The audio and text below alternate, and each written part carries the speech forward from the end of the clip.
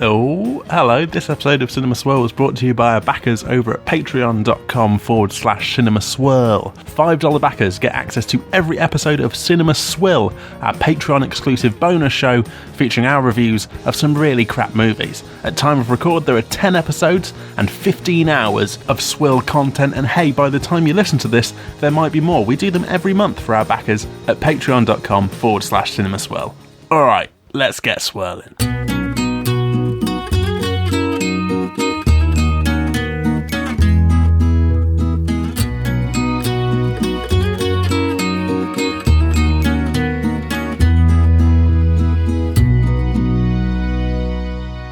Cinema Swirl! Oh god, I think I've used some of these rhymes before. It's episode number 54! Hello everyone, once again, we're traipsing through the hallways and upper drawers of the armoires of Hollywood. Once again, it's me, your old pal, Cowboy Kevin, saddling up alongside my OTP who has not seen any of the cinematic offerings of Hollywood, bar the 53 episodes that have come before this and Die Hard. It's Sam Chaplin! Hello, hi, I've seen Die Hard. You've seen Die Hard. This is good. That is the conversation that you and I have had most. Mm-hmm. It's gone to the point where it's almost like a Catholic mass where they're like, you know, when the priest says a bit and then you're meant to say a bit afterwards, but you don't even care, you just say it now. So I'm like, have you seen Die Hard? Yeah, I've seen Die Hard. You didn't really mean, peace be with me. Are you sure? Look me in the fucking eye then when you're shaking my hand, yeah?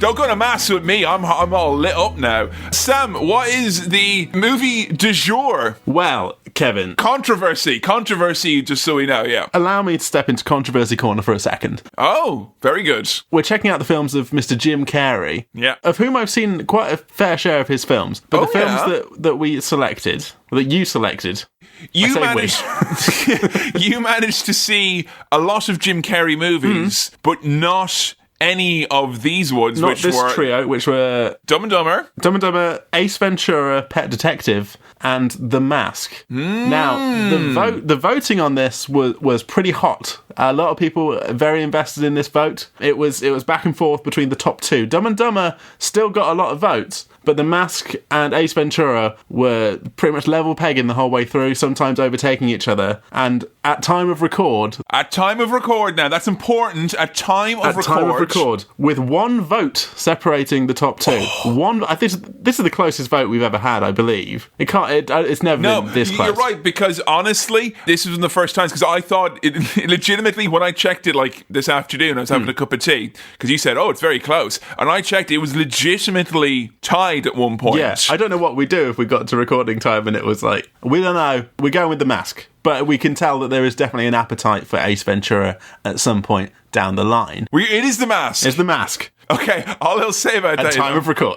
At time of recording, I am kind of, I don't say glad, because Ace Ventura I do want to do. Yes. But the amount of comments that were like, oh, Ace Ventura, no. And I legitimately hadn't seen Ace Ventura or The Mask since I was like, 8 or 6, however old I was when it came out in video. Yeah. That's when I saw them. And I was like, Ace Ventura was good, right? And there was a lot of people going, oh, no. And I kind of feel this episode may end up to be like character assassination of Mr. Jim Carrey. Okay. Anyway, I'll get one out of the way, just because I'm all built up, I'm all shook up now, Sam. Yeah. Somebody stop me from not vaccinating my children. Okay, we got to keep going now. Yeah.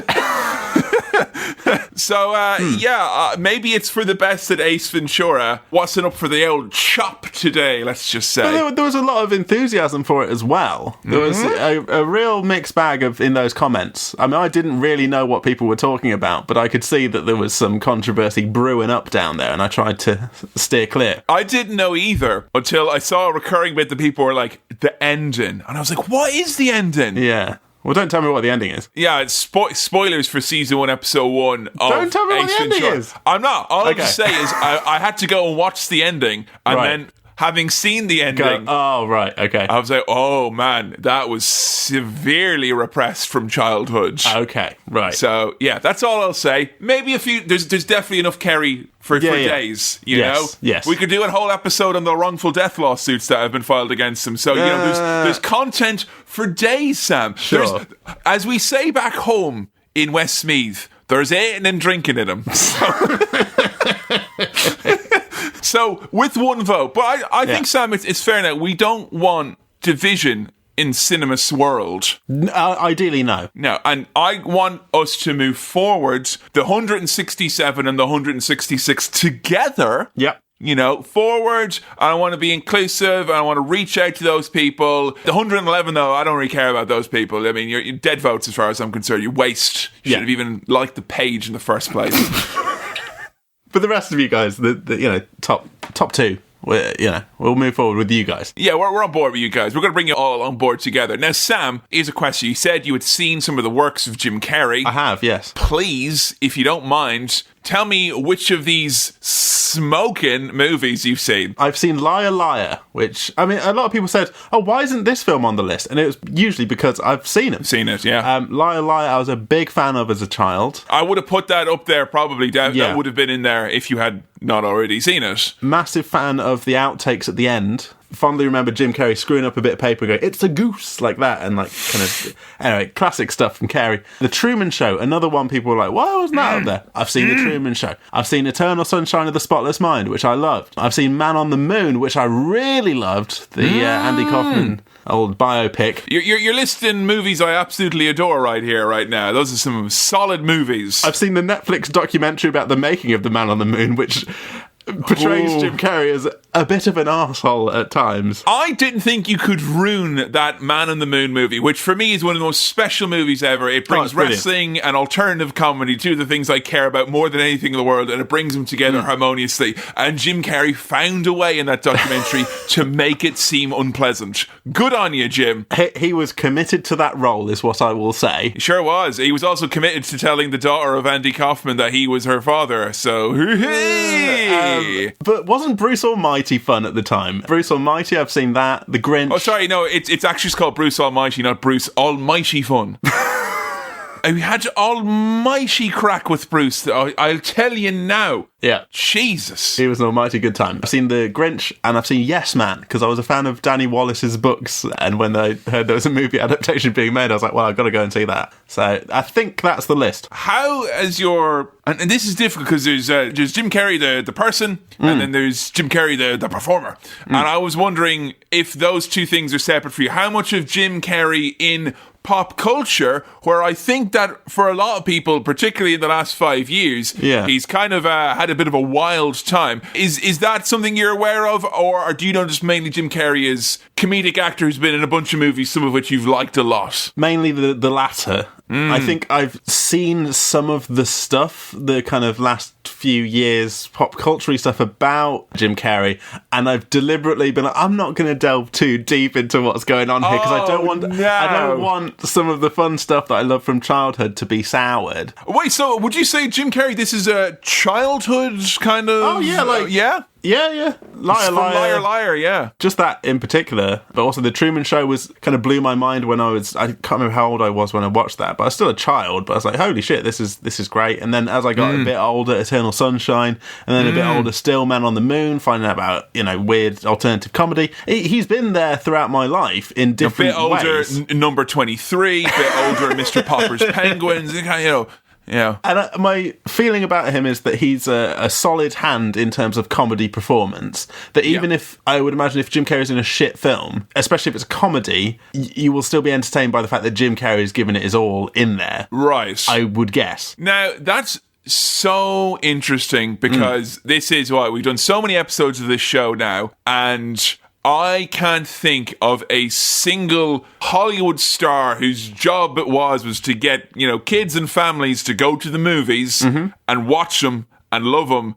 And he's managed to do that with you. He managed to do what Star Wars, Lord of the Rings, like Batman outside of a GCSE setting, all of the childhood Hollywood star, all of that. I'm a huge fan of the Liar Liar extended universe, and I've got all of the box sets. I love it. I should preface the fact that we're no doubt going to have some knocks on old JC coming up here in due course. Sure. With that, I am in total agreement with you. Those movies that you've listed that are very special or very well regarded with you, I absolutely echo your sentiments. I think there's a lot of people who are in that same boat that Jim Carrey is a huge part of their childhoods, I think. It's inescapable. He was the early to mid-90s. He was powerhouse, blockbuster Hollywood personified. And then the late 90s to the early 2000s, he was then the big star who was doing cool stuff. He was Bill Murray before Bill Murray was doing things no one would believe. I've realised another thing I recognise Jim Carrey from, which is not Me, Myself and Irene, but the Foo Fighters music video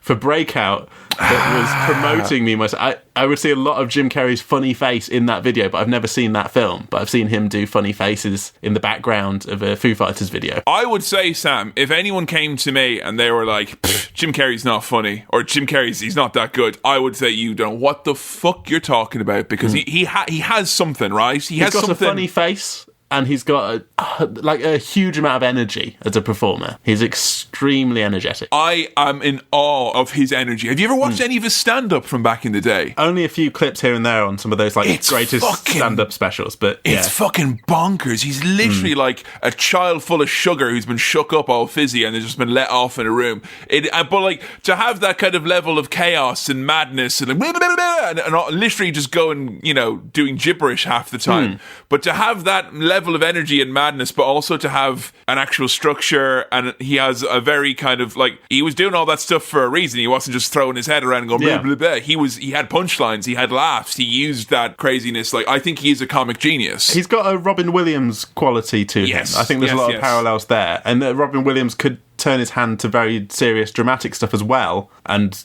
do brilliantly. I think Jim Carrey in some instances has also done that, and it can be very zany and also very kind of serious and kind of almost depressing at times. I think it's naturalist that for someone who is so big a part of everyone's childhood. I mean, we're going to talk about The Mask. That was also an animated series that had him in it. At the same, actually, all three of the movies that were in the swirl for the vote had an animated series that ran at least 2 to 3 seasons.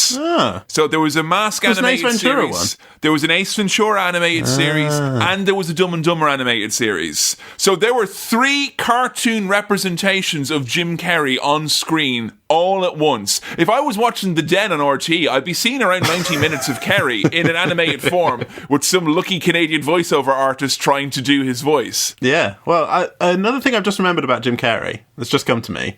For a while there, he had a thing about not doing sequels. He did one for Ace Ventura, but then for all these other films, he wouldn't do the sequel to them. Until about 5 or 10 years ago, I think he did a Dumb and Dumber sequel. And there is a Dumb and Dumber sequel, and the details of which, you could spend a podcast talking about Dumb and Dumber 2 and not even mention what happens in the movie, because there's lots of subterfuge and alleged stolen money from the Malaysian government and all sorts. What? Yeah, the Dumb and Dumber sequel? Dumb and Dumber 2 is an absolute legal minefield. Shit. Okay. Yeah. I didn't know that. Cool. It's really, I was like, what happened to that movie? And then I was just spending ages reading about everything else and otherwise. I guess it's worth having a wee chat about some of the Stranger Things that maybe are associated. He's been in Stranger Things. I haven't seen season 3. Does he show up? That's right. Now, you say you don't want to know about certain things about Jim Carrey because you feel it will kind of spoil the childhood. And I'm fully of the belief that there'll be people who will not listen to this episode thinking that they want their pristine Carrey memories to go unblemished. Well, this is a cinema takedown, isn't it? That's where we just drag down those celebs, take them down a few pegs. Absolutely. Smash them. But when I saw earlier this year Jim Carrey's art that he was doing, I watched a long video of him with his really crappy pen drawings of Donald Trump going, I don't think the president would like this very much. I thought of you immediately. Right. Okay. Because you might not know this about Sam, folks, but Sam has a speciality on finding stuff on YouTube, which is almost invariably people making a fool of themselves without them realising it. Yes. Very fond of it. It always has a sad little life energy to it. So I'm surprised you've not seen Carey's artwork that he's been doing recently. I sort of remember a little mini documentary about him in his little studio doing some paintings, and I remember seeing some of it and thinking, oh, those are quite good paintings. They're quite abstract, kind of big paintings. I've not seen any of his satirical cartoons or anything like that, or whatever he's doing, so I don't know. Have you heard any of his non-satirical views about vaccinations? From you. earlier on in the recording of this episode. I'm guessing he's one of those anti-vaxxers that they have now. Sure is. His views were described as dense and immune to reason by some. So, just so we're aware. You know what? Officially, we've had to have a sidebar there and realise it's too much of a downer to talk about it in any details. But do check out the old controversy section on Wikipedia if you care about that type of a thing. You know, if you care to know about old JC. So, with that being said, Sam, the mask. The mask. The mask. The mask. Previously has appeared on this podcast, and me detailing that it gave me not as an answer to a question about nightmares. You were scared of the trailer or an advert for it. Scared of the trailer. I did a tweet today that had the bit from the trailer that literally made me gag. Right. Yeah. Pulling off his face. Scary. Were you aware of this movie when you were a young'un? Yeah, I just never saw it. I saw stuff about it. And I know, it's a green mask.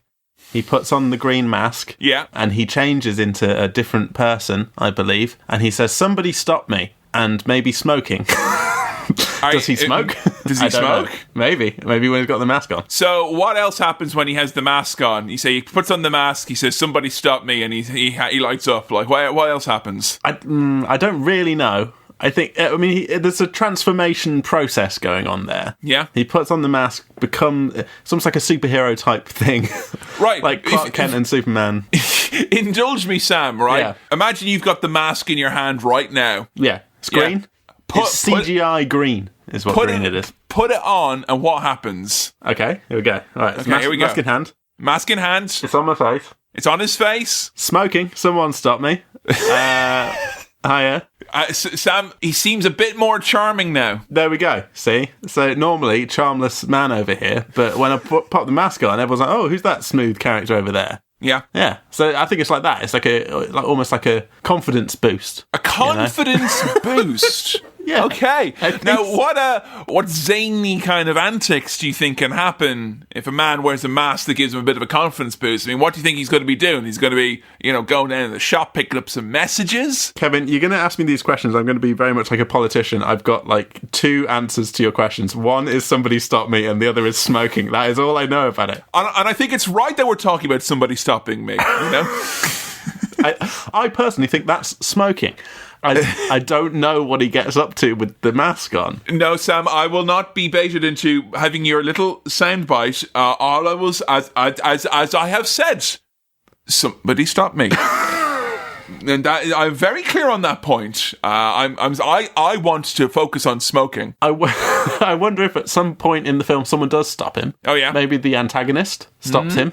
He gets stopped. I'm surprised. I was expecting that's what he wants. So maybe that's the stakes. He wants to be stopped. So the antagonist would keep him would enable him to keep wearing the mask. What, like he's an alcoholic or an addict? He's addicted to the mask. Stop me, Now, I am surprised that have you seen any of the mask in action? Like him bopping around, what he does? How have you not seen this? He goes around, he says, somebody stop me, smoking. How does he get around? Walks? Runs? I don't know, just like a big Jim Carrey run? I don't know. Has he got a special mask car? What do you think Jim Carrey will bring to this role? What do you think? Why Jim Carrey? Because he's zany. Yeah. So the mask is going to be zany. The mask fills him with a kind of big brimming energy, full of beans when he's got that mask on. Maybe the mask has beans in it.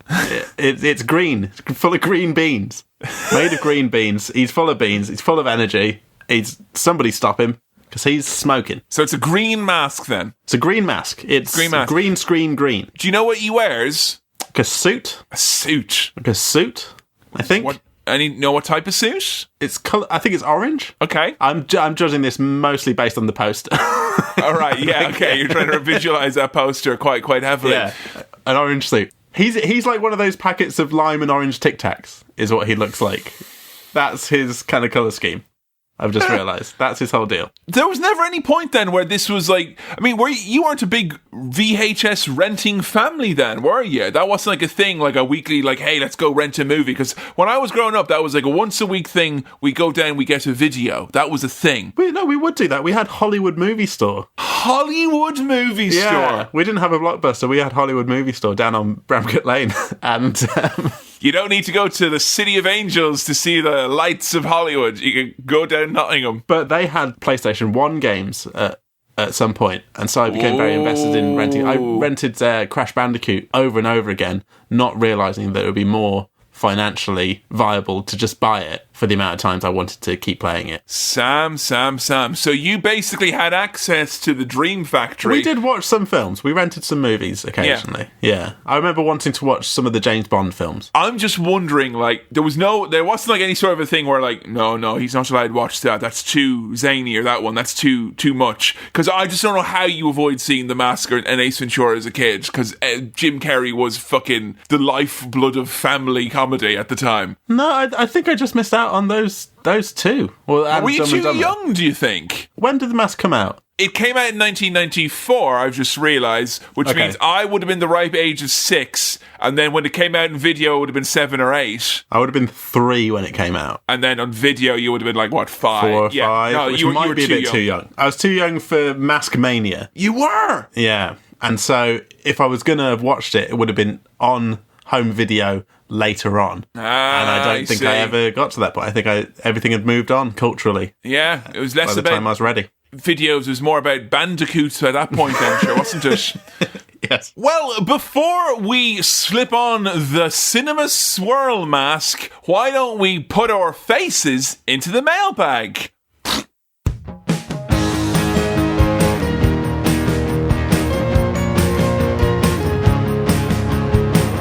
Hello, welcome to the mailbag. Kevin, you will be delighted to hear that all of the mailbag questions this episode are from the email inbox, which is cinemaswirl@gmail.com. Excuse me, that is cinemaswirl@gmail.com. You tell me we've got a legitimate, authentic mailbag. We've got an authentic mailbag, OG mailbag, original mailbag. This is classic mailbag. That's a smoking mailbag right there, let me tell you. It's full of hot takes from our listeners. I was just worried because I thought that somebody had stopped them from using the email. So I'm glad that we've managed to... But the bag is smoking. To turn a corner there to the brim. To the brim. It's full to the fucking brim, mate. It's full to the brim. Sam, tell you what, go over there now and skim the brim and get me an old message there, and let's see how we'll get on. You know my skills as a brim skimmer. Here we go. So... with regards to what we were just talking about, this comes from Will Donovan. He says, "Hi, Swirlers. Short-term listener who has heard Kevin's pleas for more emails and spotted a potential cynical way to get a substandard email read out. Will, you fucking nailed it there, because that is exactly how this works." I was absolutely adamant that quality was to be maintained from the outset. I think he's being a little self-deprecating here, because I like this email. "I recently arrived in the single-digit dates of November," which is where we are now. Well, we're in the middle of November now, to find my partner and her friend watching a Christmas film. This wasn't a film set at Christmas, but a full-on Christmas film, brackets Princess Switch. I don't know what that is. "I largely kept quiet to not ruin their enjoyment," very nice of you, Will, "but was privately outraged at this being too early to watch a Christmas film. So, have you ever watched a Christmas film at an unacceptable time? Did it have any benefits, e.g. helping you think cold, snowy thoughts during a summer heatwave? And what's the earliest you'd consider watching a Christmas film? Brackets, no, Die Hard doesn't count for this." And that's from Will. Thank you, Will. That's a good question, Will. Don't put it down. It's a good question. I think that's an excellent question, and I think, on a hot day, a bit of Christmas action. I've heard people, often doing that of kind of, during those long, hot summer nights to try and grab a hold of some winter memories to get them through it. I think, for me, I know you're going to say Die Hard doesn't count here, and my exception to this is Jingle All the Way has definitely been watched outside of the Christmas window. Outside of Christmas, because that is a Christmas movie, yes, but I think it's an Arnie movie first and foremost. Okay, so, yeah. As a result, I have watched that movie multiple times outside of its Christmas jurisdiction. I think I saw Bad Santa out at Christmas time, but that didn't really make much difference because it was a more like bad movie, am I right? But, there's movies that have Christmas bits in them, like Mean Girls and stuff, but I don't think that counts. Not like a full-on Christmas movie. No, I don't think I've watched a movie, I think what he's saying there is, have you, outside of Christmas, been like, I need some Christmas, give it to me. No. No, I've not. I'm a real sucker for what, like, self-imposed kind of rules about Christmas. You watch Christmas films in December and you can't watch them outside of that. And even though there's Christmas films I enjoy, I've not really gone out of my way to watch them. Oh, maybe I've watched a Home Alone outside of Christmas time, I think. Oh, yeah, no, that almost definitely I think happened. I've probably watched a Home Alone non-Christmassy time. But other than that, it really feels like December is the point where you can start watching them. Because we're at time of release and record, we're here in pre-Christmas. Yeah, but that's things true. are getting Christmassy. I would say, Sam, I have a similar kind of rule set there, but I'm a little bit more forgiving. I go back to November 25, and that gives me a full month leading up. And the reason I say this is that, like, there's between all the eating and Christmas and all the visiting and all the diddling and diddling. All the diddling and duddling, all that stuff that's going on at Christmas. Between all of that, I feel you lose around 5 to 6 days anyway. Yeah. So all I'm doing is I'm just getting them back. Sorry. Yeah, well... Yeah, all right. I'm good, sorry. Yeah, so thank you very much, Will, for your question. Yeah, thanks, Will. Good question. So, this next question here reads as follows. Sup. Good start. Sup. Sup. S-U-P. Oh! Sup. Sup. Sup. You know, You'll what's up? call it your supper like your father. Stop that now. Okay, so this email reads as follows. Supper.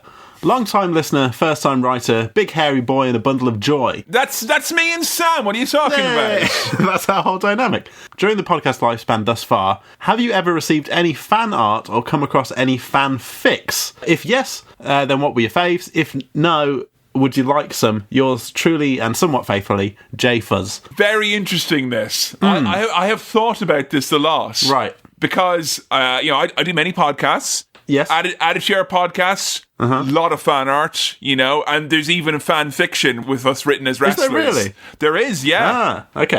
How-Chi Wrestling, similarly, a lot of fan art and stuff like that. And we have encouraged that by having signs brought to our shows and stuff like that. But we've had a lot of fan art and all that. I'll be straight up with you, Sam. Yeah. Cinema Swirl has a peculiar lack of fan art. Yeah, I think we might have had a few bits and bobs early days, maybe. I know that. I mean, I don't want to call like any of the amazing, because we've had animations done from Joe Graham and Dan Swanton. Those aren't fan art. That's like pros doing their job right there. And I know that Chris Pilkington made Gamelin Swirl for us, but no, we've not had fan art despite us. You know what I think it is? I think we have. I think. Hold on, Kevin. I know what I think it is because you've had fan art for all your other podcasts.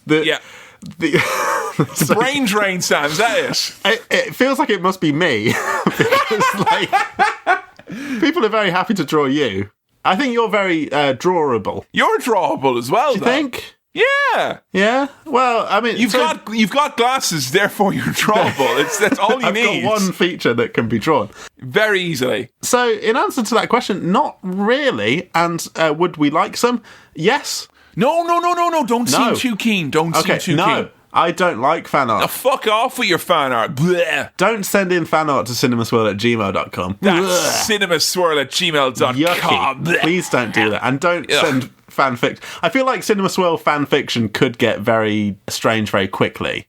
I think there is a certain dynamic here between us that, I mean, remember that episode where we took our shirts off? And that we were basically writing our own fan fiction there. I don't think, honestly, if someone could write a good fan fiction of Cinema Swirl where they managed to get across, and it was the format of an episode, that would be some sort of deep fake type of a thing. I'd actually feel like I could be replaced then, and I wouldn't want that at all. But I mean, don't bother sending any of that sort of stuff in, please. No, thank you. We don't want it. No, you know the way that your mum says she doesn't want anything for Christmas. Yes, especially not into cinemaswirl@gmail.com. Would you save your time and money? Don't you be making us anything like that? No, go away. And when there is none, there'll be words or a cutting lack of words. I've got one more question here. One more message into the mailbag. cinemaswirl@gmail.com. Still brimming, by the way. It could brim for days. Brimming. This comes from Gavin, who says, "Hi guys, hope you're both doing well.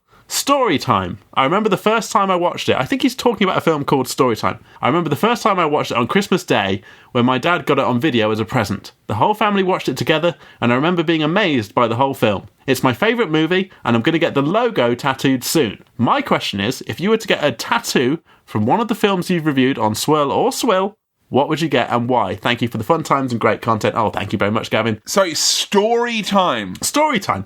Either the film's called Story Time, or this is his story that he's telling us, but he hasn't put the name of the film. All right, so there's bedtime stories with Adam Sandler. Yeah, and then there is... It must be that. The 1968 short comedy Story Time. The Terry Gilliam thing, I think. 9 Minutes with Terry Gilliam. Is that it? Could be that. I'm going to go with it being that. But Gavin wants to get a tattoo of his favourite film somewhere, and he's wondering if we could pick a film, something from a film, something that we've watched on Swirl or Swill. Yeah. What would it be and why? I've got an answer for this. I wonder if you have. Respectfully, no interest whatsoever. Not at all. I have less than 0% interest in having tattoos. But if you had to. If I had to? But if you had to. What's got the smallest logo? Honey, I Shrunk the Kids, probably. No, we haven't watched that on the thing. Absolute tiniest little, like on the underside of the webbing in between my tiniest toe and my second tiniest toe on my left foot, which is my lesser used foot. I'd still even know. I would go AWOL, Sam. This is another commonality between us in that I don't have tattoos and I don't have any interest in having tattoos. I like tattoos. I like other people's tattoos. I like having a go at other people's tattoos. Yeah. But you know yourself, Sam, when I chat to someone for the first time, I already have 9 topics that I have to go through. You're tall, yes. You're Irish, yes. Or are you? Yes. Canadian? No. Beard? Yes. Tall? Yes. Glasses? Yeah. I don't want to add, oh, wow, you've got a fucking Honey, I Shrunk the Kids tattoo on the inner webbing of your left foot between your small toe and your second smallest toe. So, yeah, that's just where I'm at with it, Yeah.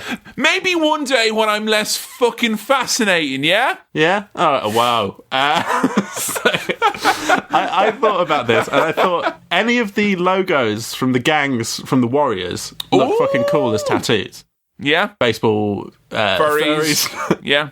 The Warriors themselves. Do the fizzy bastards get in on this? Fizzy bastards would be nice. Someone, you're about to get in a fight with someone, then you rip off the shirt and it says fizzy bastard, and they're like, all right, I respect you, kid. There's one called the Moon Dudes or something like that. Dudes! I can't remember what they were called. The Moon Runners. The Moon Runners. All those, they look cool as tattoos. I can't think of anything else. I feel like we've talked before about how I saw someone with the Game of Thrones logo tattooed on their forearm, right? Just the words Game of Thrones tattooed on their arm. No, I don't think so. When I worked in a cinema, I saw someone with just Game of Thrones tattooed across the whole of their forearm from the font from the TV show. I wouldn't want something like that, but maybe like a little logo from a gang. How about Family Guy Season 23? That'll do it. On the forehead as well, so you have to pull it up, and they're like, what, Season 23? And then he pulled up the fringe. Oh, Family Guy. Oh, sorry, never mind. I'm sorry, man. I'm sorry. Yeah. So thank you very much for your questions into cinemaswirl@gmail.com. Yay, cinemaswirl@gmail.com. I hope it's your New Year's resolution to continue to do these when we get into 2020. What, the actual emails? Yeah. They're good. It's better. It's better, isn't it? Not better. Not better. They're good. Similarly good. Yeah, no, it's good. Let's compare apples and oranges. Let's compare ice cream to horse manure. Let's compare traditional fucking brick and mortar email to social media. I want more of these. These were excellent. High standards. Right. Okay. Thank you very much, guys, for your questions. That's cinemaswirl@gmail.com. Or the socials if you want to interact on the socials. Oh, and if you're on Facebook, you can leave us a rating, review, or recommendation for your mates. Oh, yeah, please. Please recommend us. Thank you. Yeah. Yeah. Well, Sam, somebody stop you from continuing the pre-swirl, because it's time to go do a cinema swirl.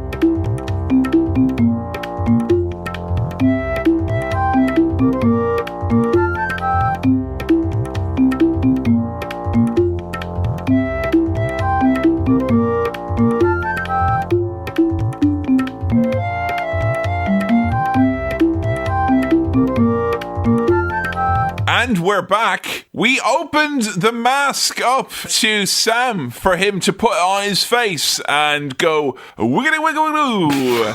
What was it like, Sam, putting on the film of Jim Carrey's The Mask? It was pretty good, wasn't it? That was good. Yeah. Smoking. Somebody stopped me. Yeah, I had a good time. Did you put the DVD on your face and then it kind of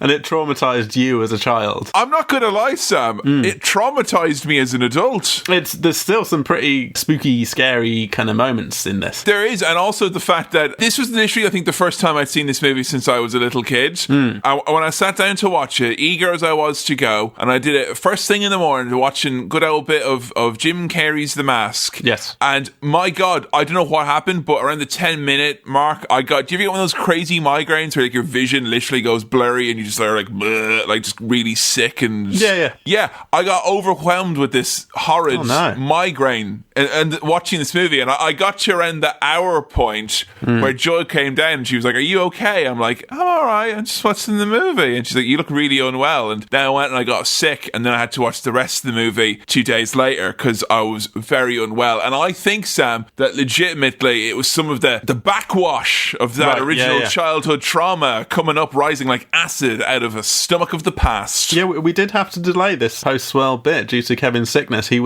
got mask fever. I got mask fever. It's true. Yeah. Now, normally I'm healthy as a horse. I'm 15 hands high. There's rarely have I had to delay due to illness. But this time, somebody stopped you from being able to record the second part of this podcast. And I don't understand, because ever since I've given up smoking, I've been on a very big health kick.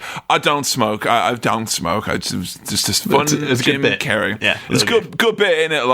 Old JC himself would have been proud of that one. There are not that many catchphrases in this other than smoking and somebody stop me. Hang on a second, don't forget, that's a spicy meatball. Well, I didn't know if that was Mask exclusive. Is that where that comes from? Well, it's funny you should say, because Joe watched the second half with me when I was mended, and she was like, "Oh, everyone on the playground was doing that. Everyone was having a pop at the Italians and their notoriously spicy meatballs that they prepare." That seems like the movie. I can't remember hearing it before then. Maybe not. I assumed that predated Mask, but maybe it doesn't. Maybe it's a Carey original. Because I like to think Carey is obviously such a savant, and he's a real genius and a heck of a brainy fellow. He was probably like at the deli at the New York City pizzeria having a hot slice and going, "Geez, I'll tell you what, that's a spicy meatball." And someone's like, "Hang on a second, Jim." And he's like, "Oh, all right, I'm already jotting it down." That's a quick jot right there from Jim Carrey and some comedy gold in the bank. So we start this film in Edge City, which is a great name for a city, Edge City. Is that where all of the scene kids went? They all emigrated there in the end to Edge City because they were so edgy. It's a city where the streets have no name. Exactly, and it's also a city where mom and dad are allowed. And the only streets are lonely streets on the boulevard of broken dreams. Okay, I was trying to reference The Edge from you too, but you just... Oh, sorry. When I went emo scenesters, you thought, yes. No. Noted middle-aged Irish soft rock trio, U2. The guitarist is called The Edge. He is. And he lives in Edge City, where the streets have no name, you see. Because... You see. And then he goes up in the skyscraper and he gets vertigo. And when he looks out, he's like, "Oh, it's a beautiful day." Yeah, classic Edge stuff. So we're in Edge City. There's a diver finding an old hidden chest underwater. It's spooky, isn't it? Classic setup, isn't it? You got a box, you got a dead, you got a mask, it's Carey time. Yeah, someone gets hit with a big metal pipe, mask floats up, and then that's the title. It's the mask. It's mask time. Now, we get some very good establishing character stuff here about Jim Carrey's character. He opens his desk drawer. There's some Looney Tunes comics in there. What is he, a goof? What is it? It's an adult man reading comic books for children. Ugh. I mean, in the 90s, that was weird. It was. The best thing about that, though, Sam, is that, that's putting him, on the side of the kids who are watching that, because they're probably looking at mom and dad going, "That's my man up there, why don't you read comics, you freaks? Why have you got fucking encyclopedias in your desk drawer? What's going on there? I want comics. They're fun. They've got pictures. Bugs Bunny is the news. Another thing I really enjoyed that feels very 90s family movie. I almost feel like Jim Carrey has said this before. There might be something in Liar Liar that has this kind of stuff in it, where he's got 2 generic concert tickets. He's got those tickets for the big concert. Or the big game. The big game or the big concert. No names involved, because that would date the movie, or you'd have to pay to mention the name of some celebrity or singer or something. I've got those big concert tickets for you. He's got tickets for a nice lady. She seems to be taking advantage of him, and she wants to take her friend, and she doesn't let him go, and that kind of stuff. We established that he's a pushover who likes comics, and he's unlucky in love in some ways. It's too nice, so he is. Too nice. That's the moral of the movie, so it is. Nice guys finish last. Yes. So there you go now. And obviously, you know, this is kind of... this is like the friendly incel stuff, you know, from back in the 90s, you know, the cuddly stuff, before it kind of got a bit, ooh, you know? Yeah. His mate, his little buddy, I can't remember what his mate's name is, but he talks about taking... Charlie! Oh, Charlie. So there's Charlie, and we've got Stanley Ipkiss. Great name, Stanley Ipkiss. Yeah, Stanley Ipkiss is a very funny name. Very funny name. It's one thing that they don't do enough in this movie that they did in the cartoon a lot, was they had Detective Kellaway, a lot of other people go, Ipkiss! Because that's a comedy name right there. Fun name to say. So Charlie and Stanley, they have a kind of men behaving badly vibe to them, I think. Yeah, because he's like, what you doing there, mate? Nothing, just wearing her down. He's done you there, mate. He's done you there. Talks about taking him on a love safari, which I think means going to a nightclub, maybe? Is that what they mean? Or is there actually some sort of love safari? I mean, safaris are very romantic, Sam, to begin with. True. Have you seen a little show called The Crown? No. I actually haven't. Very romantic safaris, elephants and the lot. Right, sure. So maybe he's talking about that. But he's talking about going out on a night on the town. It's going to be the perfect night out. And immediately there's a big storm sound when they talk about this perfect night out. And I thought, oh, well, that bodes badly for the night out. But what happens is that Cameron Diaz comes in a red dress. And these boys, I tell you, they're dumbstruck. They're blown away by a pretty lady in a nice dress. So much so that we get a dolly zoom. Have we talked about dolly zooms before? I don't think we have. I don't recall. I think there's one in Goodfellas. Yeah. It's a thing where as the camera is literally being moved forward, is being pushed forward, it's also zooming out, or vice versa. So you get this weird effect where the background seems to be getting bigger behind the characters. So that's how they do that? Yeah, so you're kind of moving forward while also zooming out, so that the focus stays in the same place, but the background seems to kind of swirl around and move and get bigger in the background. Cameron Diaz just has that sort of effect, I think. So powerful is Cameron Diaz's beauty that these boys, the background behind them goes all funny. I like that the club that they're going to go to, it has the silliest name ever. The Coco Bongo. The Coco Bongo Club. The Coco Bongo. Now, I've mixed it up with Umbongo for a second. I was like, I could go for a nice carton of Coco Bongo. Yeah. But I think, no, that's just my hypothetical Umbongo spin-off that's made with coconut water. Coco Bongo. Well, you start off at Umbongo, and then you go to Kia Ora on the way back, and then you get a kebab from a nice kebab shop. Yeah, right? Easy peasy. Yeah. Classic night out. It's easy to give that something, the coconut water vibe. All you gotta do, you gotta maybe take it 5, 6, 7, 8, 9, 10% tops, more like semen. But that's all you have to do to make it taste like coconut milk. That's it. Yeah. Now, Kevin, Jim Carrey, I know we already know this, but he is very good at big, broad, physical comedy. When he's trying to close a drawer, when he's having a little sit-down chat with Cameron Diaz here, that's very funny because he's really struggling to get it in, and then he tries to style it out, putting a pen in a pencil shop. Now, what's going on there? He's really good at that big comedy acting. It's zany, and it's not absolutely something zany. You see on the old films that much anymore. I feel like if you were to think about top comedian actors in the last 10 years, when it's moved more to the Seth Rogen type of customers and whatnot, where it's more about kind of being a relatable kind of goofy guy, as opposed to being someone who is literally out there physically being funny, like in a very classic, like, I'm a clown, look at me.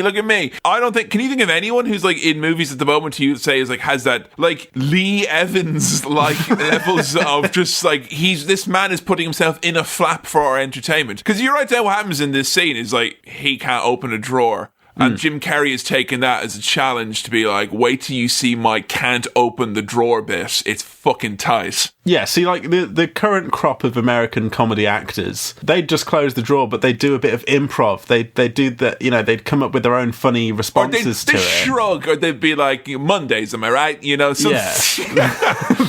They'd yes and it, but what Jim Carrey is doing, he's saying yes, and also I'm going to do big silly motions that are very broadly funny. In the nicest way possible, Sam, I think you've hit the nail on the head there. It is very selfish comedy, Jim Carrey, isn't it? Like, it is very much a self-reflective, you know, kind of snake eating its own asshole type of a infinite loop situation we got going on here. He provides more energy to bounce off himself to provide more energy. That's what you want when you cast Carey, though, and I think he's still getting cast in roles now that need that big energy and can't be filled by some of these younger bloody comedians. What's going on? In fairness, though, I'm not thinking now Carey, who's what, in his 50s or whatever now. He's not going to be doing the fucking draw routine now any day. Like, you know, mean, Dr. Robotnik is pretty much sat down for all of that Sonic trailer. Like, you know, the knees aren't what they used to be. Like, but it's very good, very cartoonish stuff from Jim Carrey all the way through this film. But that was a prime example early on. And Cameron Diaz is being quite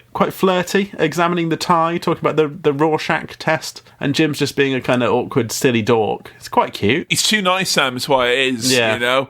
And woman would be lucky to get a date with a guy like Stanley Ipkiss, because he's a nice great guy. He's a nice guy. And it's almost like, I feel like he's earned that, you know? I do like this very intense scene. I like that they essentially do a lot of the banking in slow motion here as well. That's cool. You know, that's always fun. But she's casing the joint, Sam. What's happening? Got a secret camera in her bag. Is this The Mask, or is this Watchdog with Matt Allwright doing some of his insider trading stuff? What's going on there? And the baddies are watching on, and I like that one of the baddies is like, "Oh, just so you know, they call me like the surgeon or whatever it is." It's like, okay, it's odd you should bring that up. Like, you've obviously, you're late in the hire process if we are literally casing the joint. You know, the criminal lair / underground basement where they're all chatting is very funny to me. They've all got silly names or silly haircuts or silly something to emphasise that they're all a bunch of kind of misfits, scary criminals. Now, the main man here, not the big boss, but the main one of the criminals we see, I think he looks like he belongs in the pop band Bros. I think he's got that striking face and the kind of, I think he has like a white suit on at some point or something. He dresses very much like he's in a late 80s boy band. It's like that hair you could bounce a penny off of, Sam, isn't it? Absolutely. Like, you know? I would say the one thing I don't like about the movie is I think that him, the primary antagonist, Dorian. I mean, I know you're in a movie with fucking Jim Carrey and it's obviously not wise to try and remotely attempt to compete with that energy, but what a fucking boring villain he is. He's like half asleep when he reads his lines, this guy. It's pretty generic. I mean, the surgeon and his mate with the long hair, they seem like more interesting characters, but we've got this guy as our main antagonist. One thing he does that I, again, found very funny and very silly was that he has a photo of the big boss, the big crime boss, just lying around on his desk, and he burns holes in the eyes of his boss with a cigarette and then puts it over his face. But I think I should be the big boss. I don't care what big boss says. I'm going to burn holes in this photo that I have on my desk of my boss. I tell you what now, Sam, that would be in an app nowadays, wouldn't it? That would be in an app. What, kill your boss? Yeah, you'd Photoshop holes in their eyes on an app, but he had to print it out. When he was doing that, Sam, it was almost like he was pushing on the mask of the boss, wasn't it? Yes. We all wear different masks, don't we? That's my bit. Oh, for fuck's sake, I worked really hard on that. No, I noticed that. I'm sorry. I noticed that. I noticed that. It's not fair. I noticed that people sometimes just like, it could be like a mask, pretend to be something they're not. And it's fucking rubbish. Everyone's always got, it's whatever, fine, you know? Yeah. I mean, sometimes I feel like I'm wearing a mask when I'm recording this podcast. We all wear masks at different times, you know? But on a podcast, it would be a mask of the voice. Yes, So it had to be some sort of like, that weird game where you can put a thing that separates your lips and your teeth.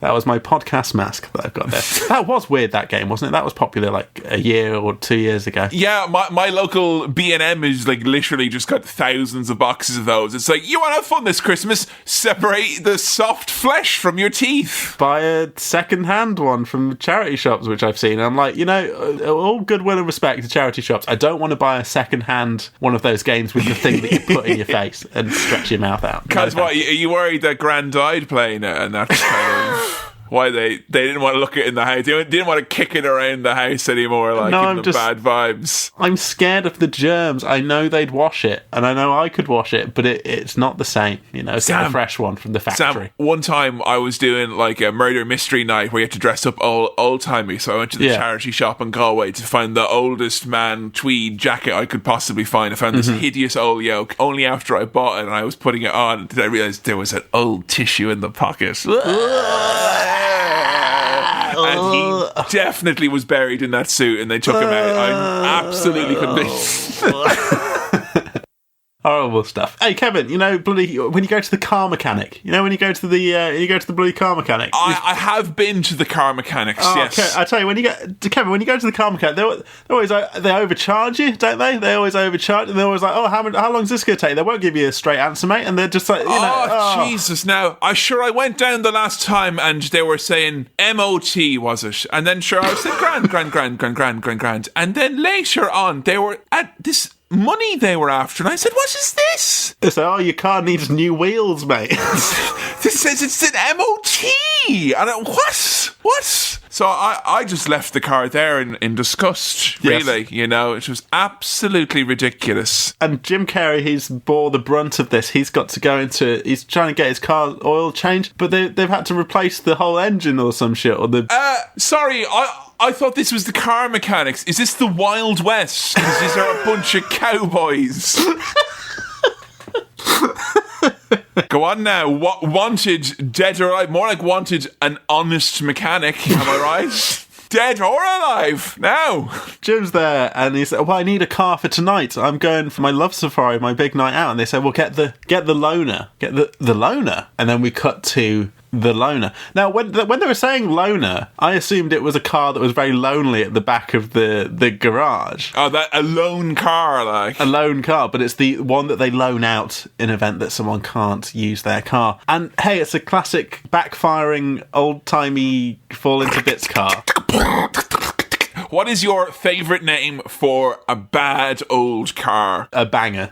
Absolutely a banger is the best. It's the funniest thing. Dud? Yeah, sure. Lemon? And jalopy. Jalopy is good.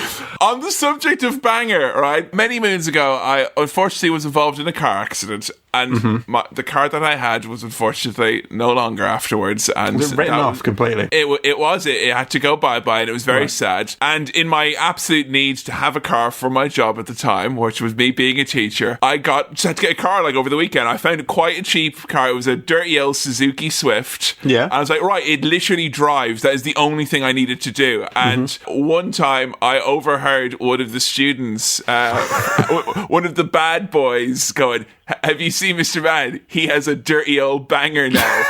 And I started laughing because the word banger is so funny. And it is very funny. He saw me laughing as well. Oh, God. He was so confused. This is what Jim's got. Jim's got a dirty old banger.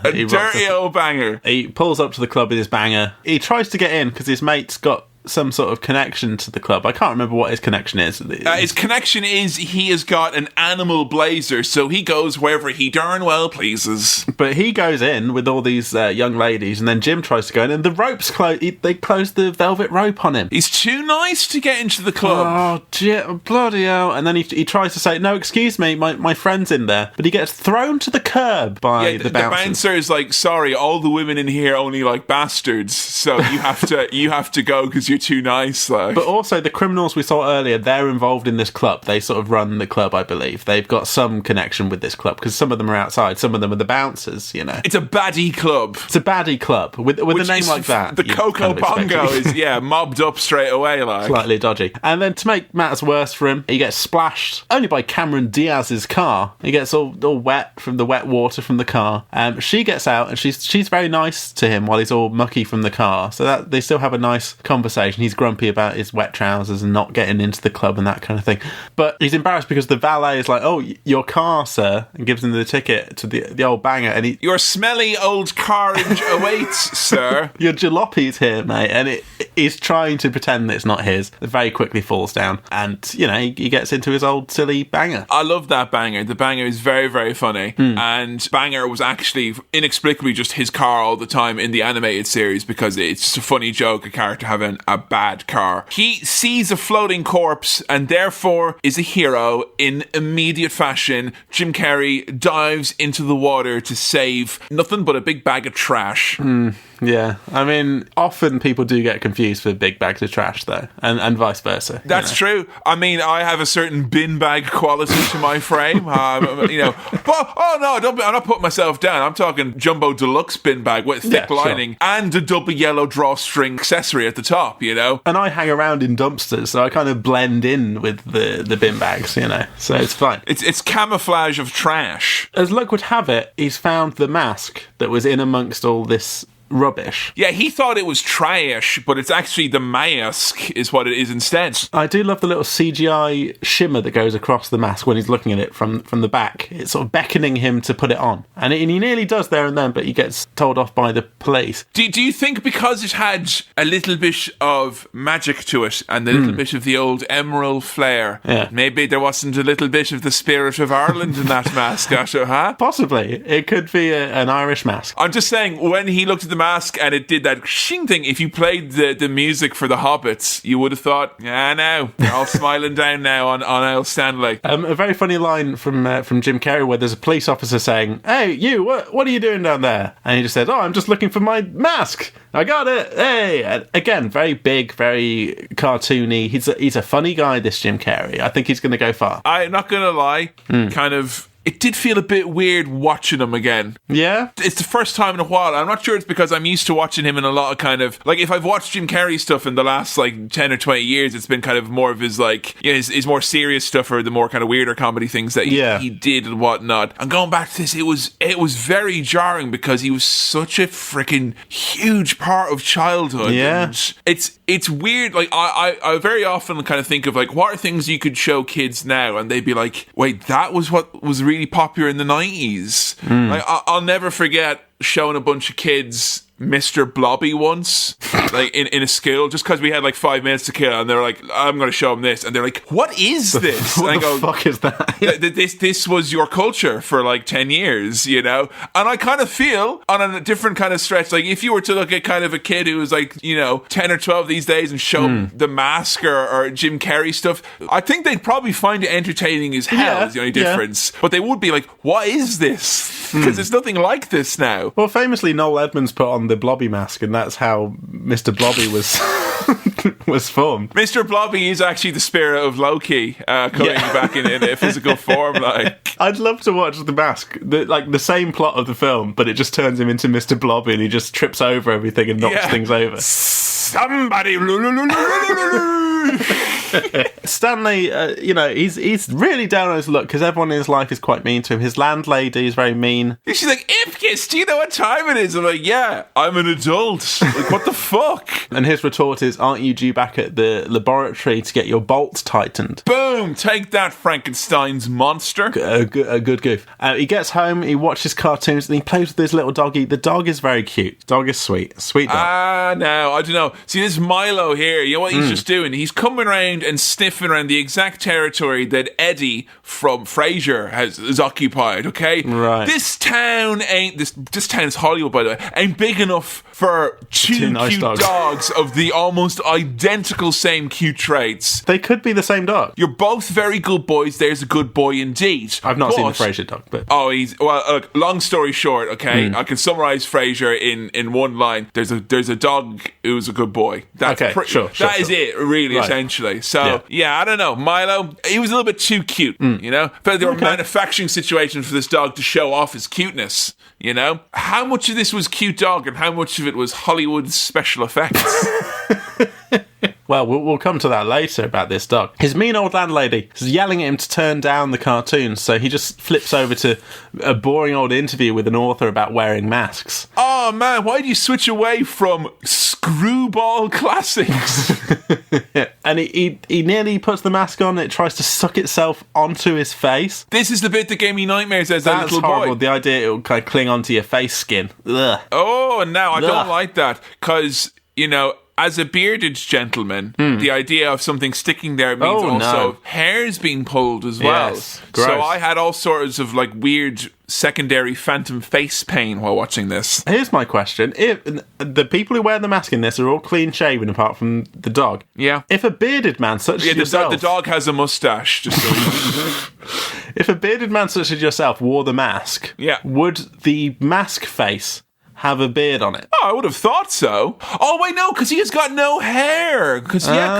Although Dorian had his hair. He did have hair. Jim Carrey didn't have hair. No. I don't know. I don't know if you put the mask on, I don't know if it would have a beard or not. Oh, could you imagine what an insufferable cunt I'd be if I had the mask on? Oh, no, that would be awful. Jesus. That would be just too much. Look, Sam, right? You have the power in that hypothetical situation. Yeah. Okay? Could you just make sure that somebody stops me? So it sees this interview about the mask, and he eventually the mask goes on. It goes on, and he's physically transformed. He sort of swirls around. There's some storm noises. The psychiatrist is giving that talk. You may recognize him. He's the guy who has the voice like this. He's in lots of movies of the time. He is a evolution denier and has been led an active vocal campaign to denounce the credibility of Charles Darwin's theory of natural selection. So. Fucking hell. Come on. Well, this is not like bringing down Jim Carrey. This is bringing down the guy who plays an author talking about masks, which is fine. I watched like a 2-hour documentary where he tried to make out that Darwin caused the Holocaust, and it was not a fun time. Oh, Jesus Christ. It did spoil Ferris Bueller's Day Off quite a bit. Have you seen Ferris Bueller? He's Bueller. That is that guy. Yes, I have seen Ferris Bueller's Day Off. You have seen him because you know when he goes, anyone? And the best thing, right? I should say the best thing. The worst fucking thing. Yeah. At the end of the movie, he's like, "Are we going to stop this crazy nonsense about believing in evolution?" And then he looks to the camera and goes, "Anyone?" Hey. Yeah, like in the movie. Yay! That would be enough for me to deny evolution right there. I know, in fairness. He did say the thing from the movie, so fair enough, mate. It is all bollocks. I don't know. This tree of life is awfully convincing, but Matthew Broderick was good. You don't remember the car. Yeah, I hate Charles Darwin now. Now, here's something I didn't expect from The Mask. Yeah. Is some proper fourth wall breaking. Oh yeah, he's straight up Deadpool, this guy. The Mask addresses the camera and us, the audience, directly when he says smoking for the first time. He's got this green face, he's got this funny zoot suit, and he says smoking into the camera at us, at the audience. I didn't know that was part of it. I didn't know as part of being The Mask, he then is aware that he's in a movie, kind of, and just becomes a silly cartoon man. Because The Mask was originally a comic book. Right. And in the comic book, the comic is great. Like, it's really, really good. It's real kind of weird and kind of strange and peculiar. They go quite far with the concept. I believe The Mask becomes president of the United States at one point. Okay. But there was a lot of like fourth wall breaking in that as well. I don't think this is necessarily like an homage to the comics. I think they just like took the general concept and look of them from the comics. It's fun though. It is very fun. And as a kid, I think that was the first time I would have been seeing like fourth wall breaking stuff. Whoa, they're talking to me. And I kind of, I take back a little bit what I said about there ain't nothing like this. I mean, Deadpool is the closest thing, although he's very naughty. Very naughty. So R-rated Mask is it's rated. It's rated R twice because Ryan Reynolds is who's in it. The Mask is literally a cartoon character. So he's pulling massive mallets out of his trousers. His eyeballs pop out of his skull. This is a superhero thing. This is a comic book character. It's not. Is it made clear to you why he does all of this cartoony shit? I've realised that it's because Stanley Ipkiss, he really loves his cartoons and he likes watching the cartoons. And this is like what he wants to be, or what his deepest desires are, and because he loves those cartoons, he wants to have that freedom to do whatever he likes and be a big bold character and do cartoony stuff, right? Yeah, and say smoke it. Like, he wouldn't dare say that normally. Because when later on Dorian puts the mask on, he doesn't do any fourth wall breaks or any real cartoony stuff. He's just big, strong, tough guy. Whereas Stanley Ipkiss, what he wants to be is a bloody cartoon character. I mean, this scene is, this scene is amazing because, he puts on the mask, it's the big whoosh, and this is where we see Stanley Ipkiss transform into Jim Carrey, who is the main character in the movie going on from this point. And Jim is very scary looking with his green head. Yes, I think as a child, I would probably have been quite freaked out by the Mask's face. It's so weird, right? It is really weird. How was this as mainstream as it was? It's so weird. Very scary. I've always been a bit scared by the Mask, and just I think because of that original nightmare. Yeah. If you remember a nightmare from your childhood, it's bad. Yeah. The scariest bit to me is when he falls out of a window, he falls on the ground and goes flat, like in the cartoons, and then he pulls his own face up from the ground, looks at the camera and says, "Look, Ma, I'm roadkill." But the kind of CGI of his face and the way they've done it, 94 CG, baby, horrific. It's not bad. It's not bad CGI for the time, but just the look of it really kind of felt freaky to me. That you've got Jim Carrey's face on this flat cartoon characters 3D man thing saying, it's "Look, so man, creepy and strange." It's because it doesn't look like the CG that we're used to. Obviously, this is kind of a primordial, and it's not ready yet. I said do the CG. Okay, look, man, this is kind of this horror show that we've been treated to here. There's a number of times, I think later on, where he does the big and the eyes come out in the skeleton as well. Yeah. That was so gross and weird. I don't know why it is. Like, I think the Mask is kind of scary, right? Yeah. And I was thinking about this. I've been thinking about the Mask a lot this week because of, I've had a lot of time to dwell on this one. Sure. And I did remember something that happened when I was a teenager at a friend's house. And the friend we went onto a computer, very, very innocently, because we were going to go onto newgrounds.com or stickdeath.com/funny games. And we went on, and his older brother had left on a tab open from when he'd been using the PC previously, and there was like 5 or 6 different windows from this pornographic website called becomethemask.com that featured all of these incredibly ripped large men wearing the scariest version of the Jim Carrey latex mask with like big gnashy teeth, having sex with women who were also naked. And I think I was like 11 or 12 when I saw it. I was like, we were like just click, never speak of this again. There was the mask porn back in what would this be, the early 2000s? I mean, it would have been like 98, 99. This is like when there being internet was like, Mom, Dad, is it okay if me and John go and use the internet? It was like my friend had faster internet. That's why we were going to be using those flash websites, shockwave player. So it's good to know that the human race was just as depraved and perverted in the 20th century as the 21st. That's really weird. Have you still got the link to that? I can't conjure an image. I'm not sure if it's just because of this childhood trauma, but I can't think of anything less sexy than The Mask. No. Like, it is the absolute unsexiest thing ever. Yeah. So like, Cameron Diaz gets vaporized in this movie because of the presence of Jim Carrey's The Mask, how unsexy it is.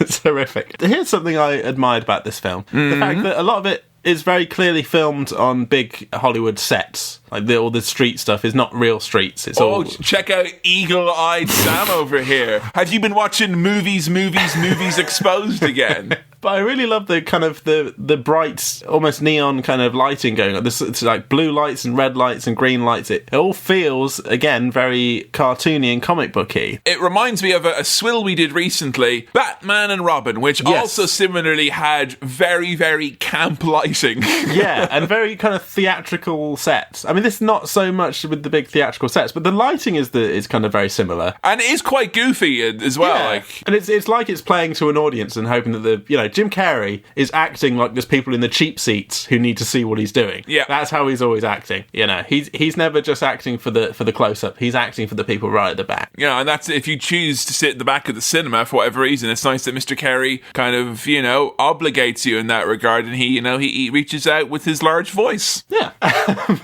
Bad boy ruffians are on the prowl, and The Mask has an altercation with them, and he makes them a series of balloon animals. Yes. The final of which is a Tommy gun. I recognised that. I think maybe kids at the playground did that kind of thing. Tommy gun. Or was it just everyone in your playground was mobbed up? Like, Maybe they were all little gangsters. Dirty primary school full of mob. Somehow convinces the muggers to come into this back alley thing, and he does, magic for them. I used to do a bit of balloon modelling when I was a kid. No fucking way. Yeah, I could. What got you into looning? Lack of friends. I'll make a friend out of balloons. Oh no, they're floating away. I think I just got like a kit once and really got into doing it. So I made what a kit! Like, I've got your balloon modelling kit. What a balloon modelling kit? What's in it?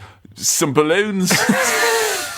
That's the nicest way of saying I've bought you some balloons. Yeah, I've gotten you a balloon modelling kit. They were the long, the funny willy-shaped balloons that you could make. You could make a dog out of it.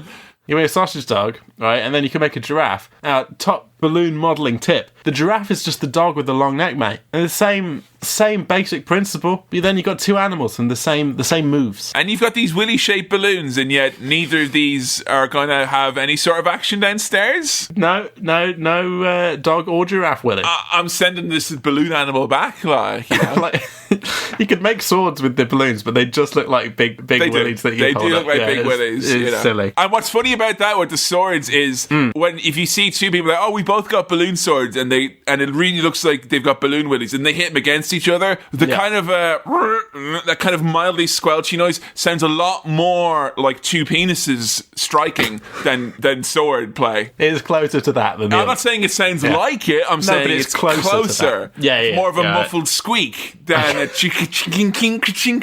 I mean, the character of The Mask is perfect for Jim Carrey to just go fucking nuts, isn't it? I bet he must have loved this kind of role. Someone read this comic book and literally said, you know what, this would be perfect for Jim Carrey to go fucking nuts. And that's how this movie got made. I think all the movies that Jim Carrey were in were just like people who came up with ideas to maximize him being him, essentially. Like Liar Liar, someone was like, oh my god, he's just gonna have to like pull all these silly faces because he can't lie. Like that's literally just a workshopped idea for Jim Carrey to be Jim Carrey. Something I found out about this film and the other films we had in the contention for the Swirl. Oh yeah, they were all released in 1994. Yeah. So like this, The Mask, Dumb and Dumber, and Ace Ventura all released in the same year. Holy shit, did Jim Carrey have a good year. And here's the reason why Jim Carrey is probably as kind of like slightly disconnected from this earthly plane and believes in all that voodoo nonsense, because he told Oprah in an interview back in the day, he was like, I believe strongly in the visualization technique. He was struggling as a comedian, and he wrote himself a check for $10 million for acting services rendered. And then he went to see a mystic, and they told him in 2024, your life is going to change. And he made these 3 movies, which then he got he was able to cash that check basically. So that, as far as Jim Carrey's concerned, it's all in the stars. Everything is magic for Jim Carrey. It is. Yeah. It's a kind of magic. The Masters go on this kind of slightly mean-spirited rampage, and this is what's kind of weird, is it starts off, he's just I'm gonna go and have a good time, and it's who are the people who've really fucked me recently? And him going to the mechanics is so that speech that Michael gives in Alan Partridge about and then I get an Apache helicopter, man, and just go and explode in a big ball of flames, when he's I'm gonna go to the mechanics and I'm gonna rip off all of the mufflers and shove them their asses and break their cars and then they're gonna be dead, oh, okay, Jim. Scary, isn't it? It's a bit much. It is very... The Mask is scary, okay? Take it from me, a scared little boy. And we all wear our own masks in different ways sometimes, so maybe that can be scary too. Wear a slightly less scary mask today, you know? Sure. When you're going through your Rolodex of masks. You know, the mental Rolodex that we all keep. Who am I today? That's what I asked myself in the morning. What Stanley asked himself in the morning is, hey, why don't I lay off all these cartoons? Because that must have all been a bloody dream, because that can't have been real. Have you ever woken up from, consuming a lot of media and been all right, that's enough Tetris, or whatever, No, I've slept really badly and thought, oh, I need to lay off the Pepsi Max, because that's too much caffeine and I can't sleep. Ah, okay. But yeah, not too much media, no. Quick little sobriety check here, but how you doing on the old Pepsi? Still off the sauce. Still off the sauce. Yeah, you did have a brief lapse around time of Lord of the Rings recording, I believe. Sure, yeah. Well, lapse / desperate grab for extra content. Sorry, I say lapse. That I misspoke. I meant relapse. That was obviously what I meant. Let's not misspeak. Yeah, I've not had any caffeine or any Pepsi since that occasion, Your Honour. So doing all right. Caffeine-free glugs, are those off the table? Nah, no, not for me. Nah. Don't taste as nice, do they? No. But right, Stanley thinks it's all a dream until the police officer comes, Calloway? Detective Calloway, who I think is an absolute treat in this movie. Him and Doyle, the two of those together. It ain't easy to get comic relief outside of Jim Carrey in a Jim Carrey movie, and these two are very, very good. I thought Calloway is a great straight man. They do pretty good. They ask him about this incident, this disturbance, and whether he's heard anything. He says, oh, this is impossible. And Calloway says, those pyjamas are impossible. This actually happened. A real harsh dunk on the pyjamas. Yeah, I mean, that's kind of, you hear about police brutality, and I didn't realise it was kind of this brutal of a comment that you'd be expecting, that they were brutally honest. Yeah. They were. Goodness. Ugh. The first big out loud laugh from me in this film, I chuckled at a few bits, I kind of thought they were funny. First big out loud laugh was when Calloway's asking Jim Carrey about how he didn't hear any of this. How did you not hear any of this? And he said, oh, I have a inner ear problem. He's wiggling his finger in his ear. Sometimes I can't hear anything. And Calloway says, oh, that a fact. And Jim Carrey goes, eh? Like that. You can cut it. What? And just the way he sells it. Jim Carrey properly fucking sells these lines and these jokes. Yeah, he knows what's good. That's the thing. Yeah. I think that's the difference between being a great performer and being a good comic performer, is actually knowing where the laughs are, what the funny bits actually are, and he milks every fucking second of it. It was such a dad joke, but it properly made me do a big laugh. Proper big laugh, man. Because when your dad did that joke, he didn't sell it like Carrey did, didn't he? No. My dad's pretending to be fucking deaf again, whatever, yeah. And then you're like, well, if you're going to pretend to be deaf, Dad, hear this. Crawling in my van. Fucking proper max volume, man, yeah? Max volume. Yeah. I did love Linkin Park as a young lad. Did the wounds ever heal? No. Oh. No, mate. You tried so hard. Still there. No, you got so far, I know. But ultimately, it's pointless. The mechanics have all got stuff in their butt now. Yeah. That's important. Now, that looks funny, but... I don't think it looks funny. If you really think about it for more than a few seconds, you're like, oh, that's going to do some severe internal damage to these poor lads, who all they did really was chance it a bit and be just classic rogue mechanics. I don't think my anus has ever been more empathetic than at this moment in Cinema Swirl. I was just kind of like, oh no, that's horrible. No one should... No, No. I thought the mask was bang out of order there, Sam, if you don't mind me saying so. Now, there's some issues here. I thought this might happen, but I was taking these notes while in a semi-hallucinogenic migraine state. Sure. And in my notes here, I've written down BBD. Does that come up? BBD. BBD? BBD. Big Better Dad? What does it mean? BBD. I don't know. Big Better Dad. I don't know why. Have you written Big Better Dad? Yeah, no, look, see. Big Better Dad. Stuff in their butts and then Big Better Dad. What does it mean? I don't know what Big Better Dad means. The next bit after that for me is that he comes into work and his boss is very grumpy. Yeah. And a great line from the boss here, he says, if you weren't busy oogling girly pictures, then maybe you'd be, at work on time. Wait, is Stanley looking at sexy cartoons like Jessica Rabbit? He's looking at a picture of Cameron Diaz. And he says, no, she's a customer and she's been coming in to get a current account, mate. So he said, well, send her my way if she comes in, because his boss is a weirdo. Here's the thing now, that this wouldn't happen now, because in this day and age, they'd be like, oh, is she your prospective client? And go, yeah, well, I imagine she'd just do this online. Yeah, you would now, wouldn't you? You would. And then all the banks disappear just like that, And a journalist lady has come into the bank to interview Stanley about the mechanics. Yeah, Peggy's got a hot scoop about the mechanics. And I think his car was one of the cars there, so she was interviewing and following up on that. Right. And she reveals that she used to do a relationship advice column called Ask Peggy, and he sent in a letter called Nice Guys Finish Last. His treatise on why women have treated him badly.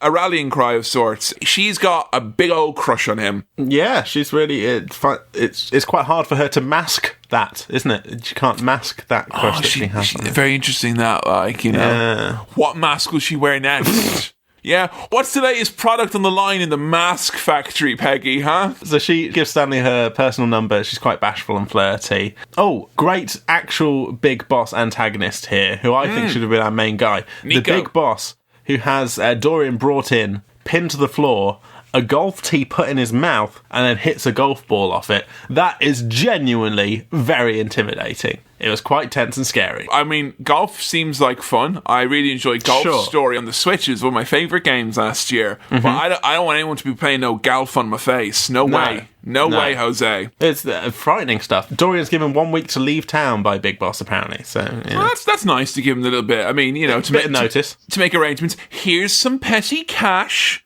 And mind the roads, okay? But if you are still in town, I will hit you with this golf club in the face. All right? So, Now, Jim has a randy dream where he kisses a dog.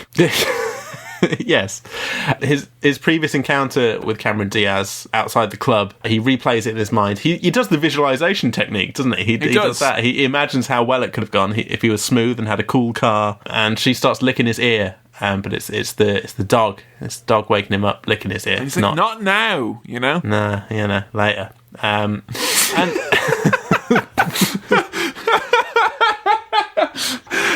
because I was like, I'm just going to steer the ship a millimetre to the left. You're like, let's just keep going. Like, hey, I'm turning the tanker around. Woo! So later on, Jim fucks his dog, right? And then, obviously, from there... He's in his flat, he wakes up, he notices that the mask is back. He threw the mask away, but it's back. As he tries to chuck it away, and then it comes back round again. He gets masked up by the mask goes on his face, and we get, ooh, somebody stop me. Somebody smoke me. He is using the mask solely to have sex, which is kind of weird, That's how I do it. I've gone off the rails, mate. I'm all over the shop. He does a little Robin because he's light on funds. He's got no money. Just because he got a charismatic personality, don't mean that you don't need no green dollars to get into places. So rob a bank. you know? Yeah, that's true. It's a cash business, you know? Just rob it a little bit, like, you know, it's all right. It can take a little robbing. What is the extent of the mask's power? Because it feels like the mask can just do anything and survive anything. That is it. The mask is essentially immortal. He can't be killed. He can bend the laws of physics and reality at whim, basically. And the only way to stop him is to take off the mask. He is actually, honestly, perhaps the most powerful superhero. Very, very terrifying concept. Like, I just, you know, if this had fallen into worse hands, you know, it could be game over. Right? I go keep that Dorian at arm's length. That's all I'll be saying now, huh? So it's got a silly limousine that is a mile long, the type of limousine that Ric Flair could only allude to figuratively, not actually literally make. Yes, very, very funny limousine gag there. That's great stuff. The criminal gang, they wanted to rob the same bank, but he got there first, and the surgeon got shot or something. One of the what a rubbish surgeon, got shot. Now, Kevin, I do wonder, because he rolls up to the club, he's got money, he's throwing money everywhere, everyone's impressed with him, everyone loves him. No one's said to the mask, hey mate, why is your head green? Why have you got a green head? They assume he's like an eccentric celebrity, like Dead Mouse, or one of those types. He's just got like a weird thing going on. Or the Joker in Suicide Squad, where no one really questions the fact that he's got the green hair and the white face and the damaged tattoo. Everyone's like, oh, that's who he is. That's Jay, you know? Well, you're thinking about like what's going on here. That you look at the you go, damaged is it? Ash, look like, you know? No, green is it? Yeah, okay, that makes sense. I like to think the reason why everyone's killed with the mask is that he's literally just throwing money around, and that's like the moral of the movie. Yeah. If you got a lot of green, you can be hella mean, like.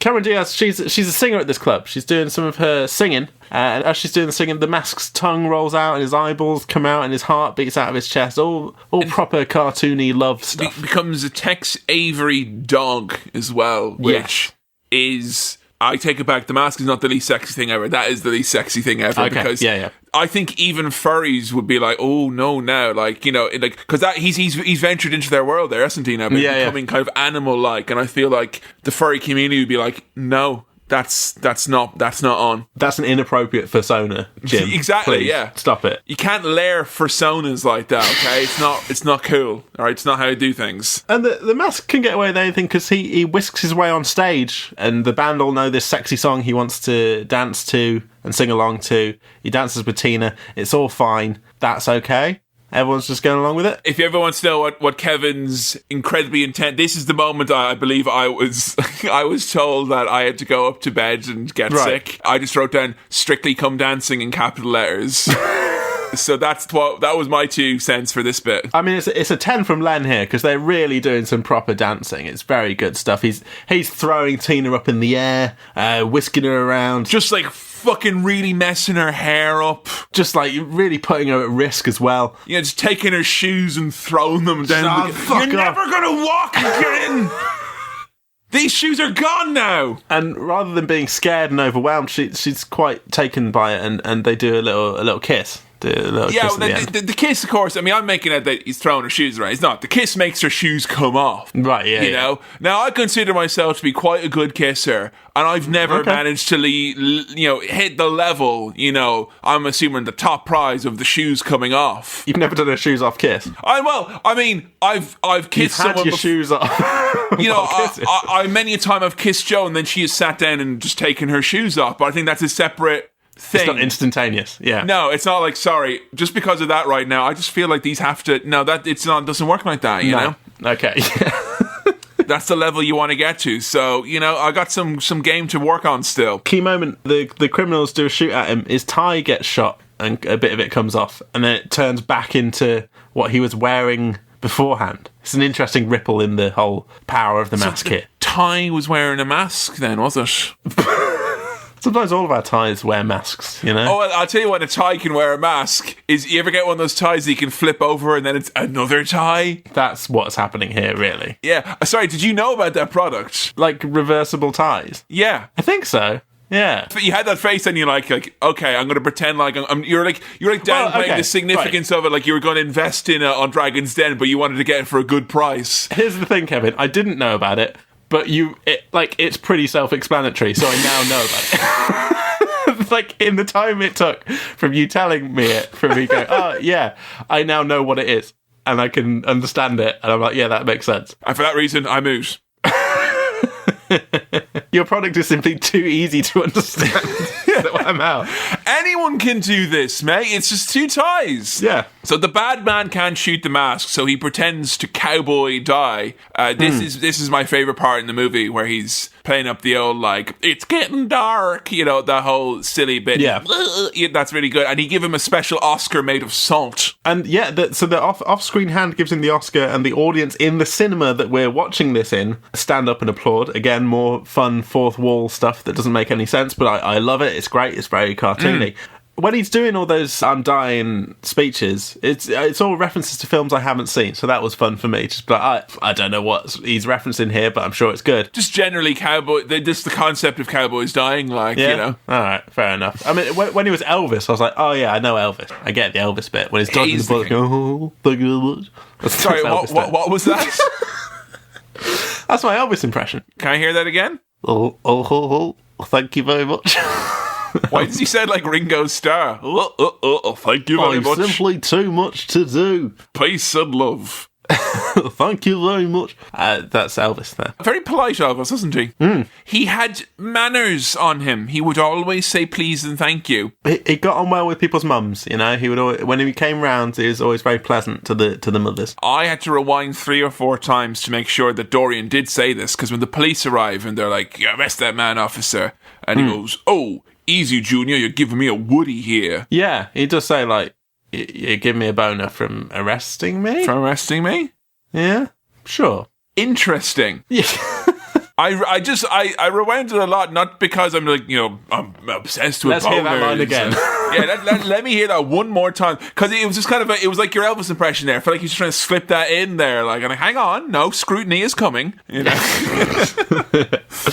Yeah, the detective turns up and the main bad guy is like, oh, it wasn't us, it was the mask. And Detective Calloway finds a bit of the pyjamas. And I tell you, Chekhov's pyjamas, they come back into play. So yeah, you don't show pyjamas unless someone's going to get shot, isn't that it? So go back to Stanley's place to investigate what's gone on with these pyjamas. He's got too much money. Oh, he's got loads of money. What are you going to do with all that money? Cash stash. It's Luigi's Mansion 3 levels of money that he's got. Simply too much money. And he's like, yo, where are your pyjamas? And he's like, someone stole my rotten pyjamas. Could you believe it?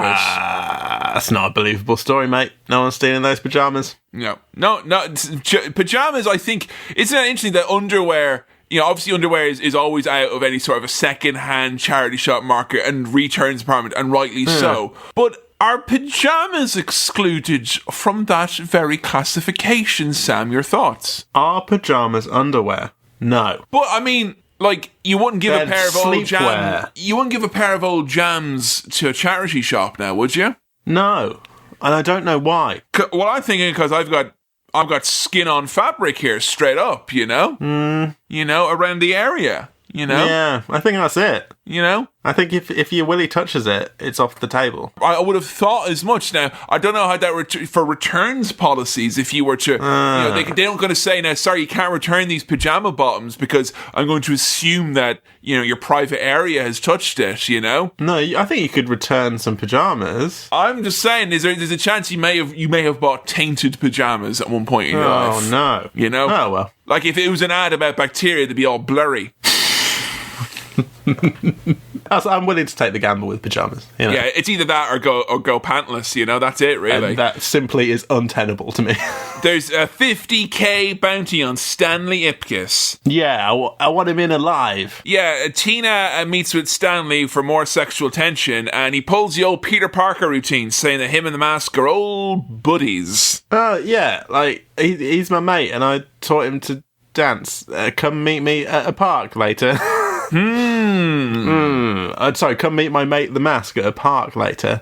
So Stanley, he goes to chat to the mask man from the telly. You know, the evolution denier. Yeah, he's had some questions about natural selection. He doesn't think it adds up because his granddad's not an orangutan. So that's his first question, and that happens off screen. The second question, what is this mask? What's going on with it? It might be the mask of Loki, the Norse god of mischief. Oh, know. Or is it the spirit of the Norse god of mischief, Loki, in the mask? Are you telling me that this is going to be in the MCU, the Mask Cinematic Universe? I mean, there are rumours swirling as we record now of Mask 2. I don't know if you know that. Really? But we've already With had Jim Carrey. We've had a sequel to The Mask. Son of Mask. We've had Son of Mask.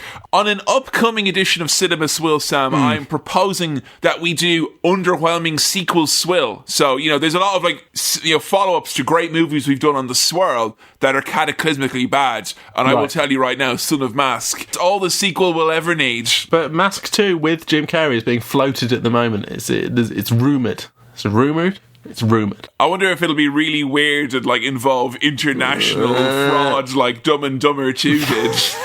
All I'll say, Sam, is Dumb and Dumberer, without Carrey's involvement, easy pass. Nothing happened. There was no international intrigue. It was just a bad movie. Once he gets involved, it's a fraudulent film. So the problem about Jim Carrey is that his visualization abilities are too strong. So when he has nightmares, they become real, and that is how Sonic the Hedgehog has been made.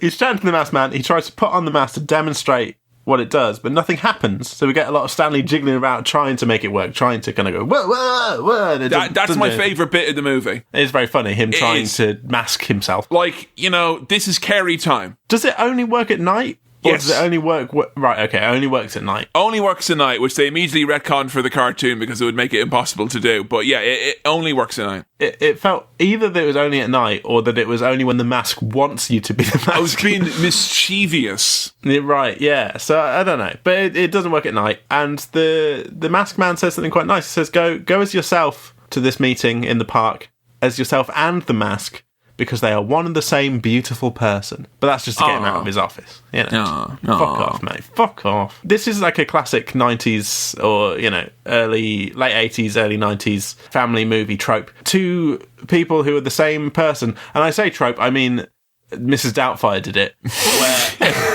It's a trope then, Sam. Everything Mrs. Doubtfire did is a trope. That Stanley's there, and also the mask needs to be there. So he's trying to pretend that they're two separate people, and that the mask he'll be coming shortly. I just came to check in that this is happening. I tell you what, Sam. The French mask is the scariest of all the masks. Oui. Well, no, not a wee bit. I mean, loads. Real scary. Massive amounts of fear here. Yeah, why is he a Frenchman? Because they're in a park and it's supposed to be sort of romantic. He's talking about getting his baguette out, which is a bit gross. Oh, there you... Hi!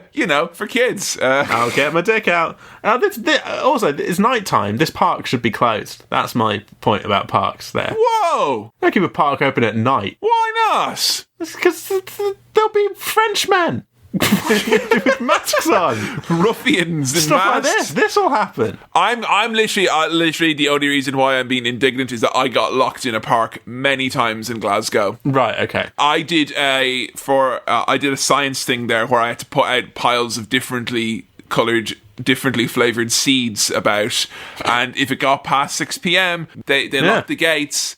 And rightly so, mate. The security guard sighed deeply and increased the deepness and the length of the sigh every time he had to let me out. Yeah. Not you and your bloody seeds again, mate. I was too nervous to tell him about seeds. I just made out I was a prowler. It was much easier that way. A prowler? I'm just prowling about, mate, scoping around I'm prowling about, I'm not distributing any seeds. No, I mean, there's no easy way to tell someone that, no, these seeds are for recreational, personal use. I'm just leaving different piles of coloured seeds, some of which are very, very tart. I'm just leaving them around in small piles. I'm a stand-up guy. I'm a jam. I'm cool, bro. Don't worry. Now, this is a family film. Is this? Is this? We've had the getting the baguette out chat. We've had Red Rose being thorny, and he says merde, which is shit, isn't it, in French? It is, yeah. Yeah, so he's done a swear in the film, but in French. Sneaky. getting past the guidelines there. I remember when I went to France on an exchange when I was a wee lad, I heard that word a lot from my host mother, like constantly.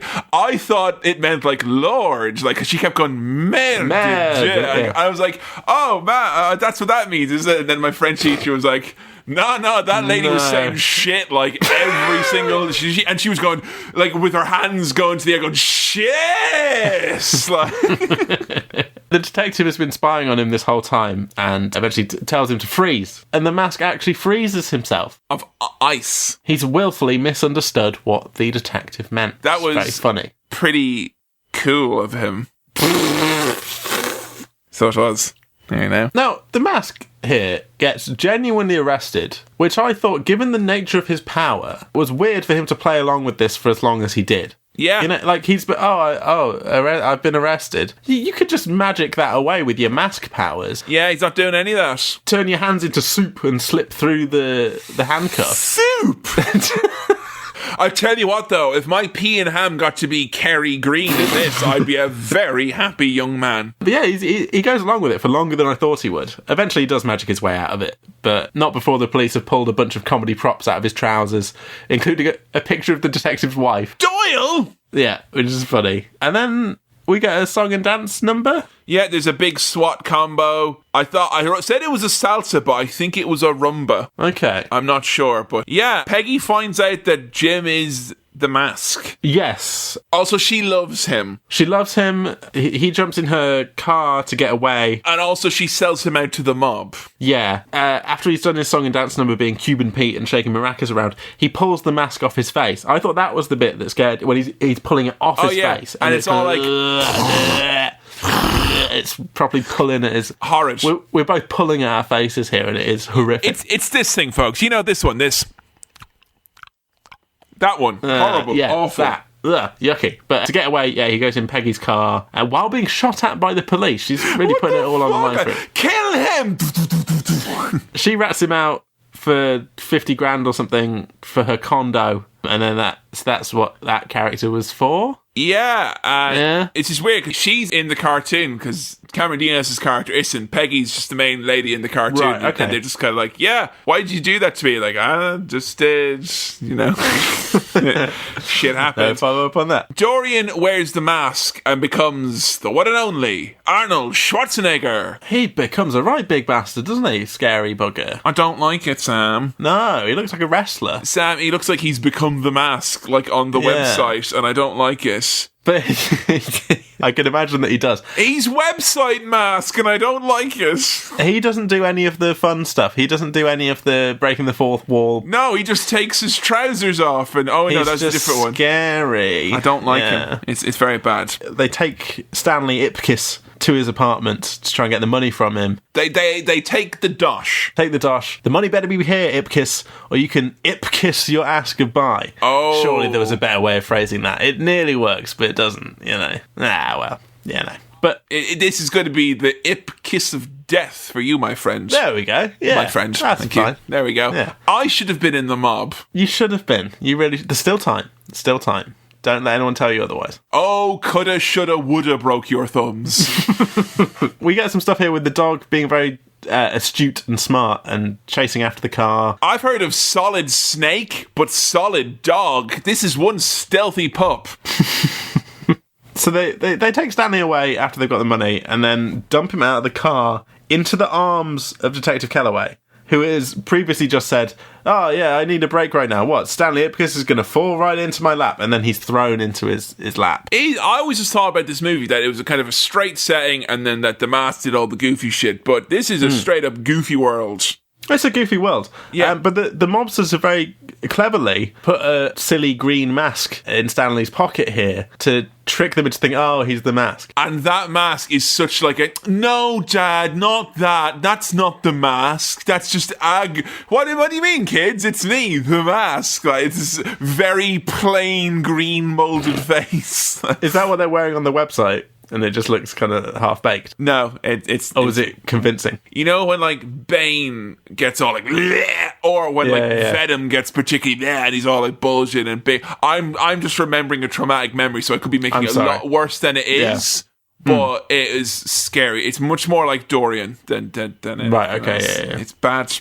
He's in prison. He's arrested now. Save me, dog! This is 90s classic comedy family right here. The dog's got to fucking, pull himself up by his bootstraps, If your dog's not saving your ass and working for you, then he's not a man's best friend. The dogs are the heroes of the story right now, folks. We get a bit of Tina coming in and saying, is it true that you're the mask? And talking about how the mask brings out your deepest desires. Does that mean that you're actually a dog? He tells her to skip town, and she's like, oh, I like the guy underneath the mask, and they nearly kiss, but then they don't. She goes away. Now, Tina gets caught by the gang, and one of the gang members has a bald head apart from the ponytail. That's a bad look. It's a terrible look, yes. It's awful. But that shows that he's a baddie. And Stanley sees this, no, what's going on? God, help her. And then the dog jumps up through the bars of a prison window. The dog manages to get in. Prison mutt coming this fall. Bloody hell, it's an impressive feat from that dog. So much so that he does it in slow motion. Yeah, well, Eddie on Frasier didn't need to do no big fucking dives like that. Like, it would just give Kelsey Grammer a look, and Kelsey Grammer would be like, I'm not on cocaine. This is all part of Stanley's escape plan. The dog grabs the keys, not the cheese, the keys. I love that the dog grabs keys. This concept to me that a prison just has a key, and it's like, oh, what happened? Where are they? Like, oh, they got the key. Well, we better change that lock because we don't want them coming back. But that's how it would be in a comic book for children, wouldn't it? So that's how it is in a comic book film here. Very true, very true. Yeah. Dorian's got a bad attitude, and he's also got bombs and big plans. And Stanley, who is picked up by Kellaway, he captures Kellaway essentially, and they handcuff themselves together. And he's like pointing a gun at him, and he's like, "If you don't come with me, Kellaway, I'm gonna kill you. I'm gonna ice you right here, motherfucker." And Kellaway's like, "Okay, man, whatever, man. It's okay, man. Just don't put on the mask, please, brother. Please don't put on the mask."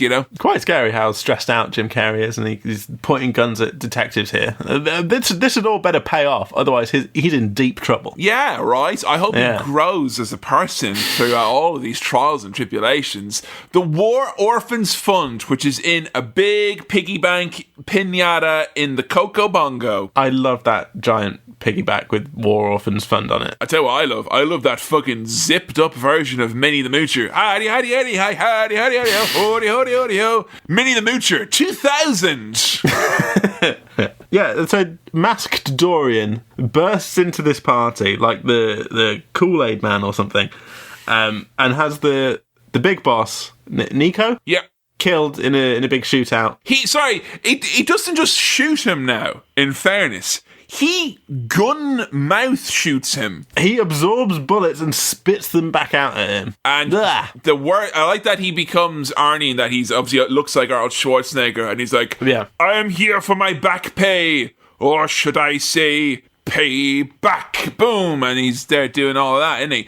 And then, because he's romantic, he wants to blow up Tina. He's like, I'm going to blow her up. Ah! And in 10 minutes, all right, so anyone needs the loo, you had a wee, 10 minutes, and because we're tight for time now, so I'm just going to 10 minutes on that now. No, I know it's just for the best. Now, I don't get why he wants to blow up Tina. No, I don't understand it. I think he's gone mad. He's gone mask mad. I mean, I think he's gotten confused because she is a bombshell, that he thinks that it's natural that she's going to somehow just be like even more explosive, like, and the bomb is just kindling, like. I don't really understand what his plan is. I don't get it. Blow her up and he's got to rule this town. Blow everything up.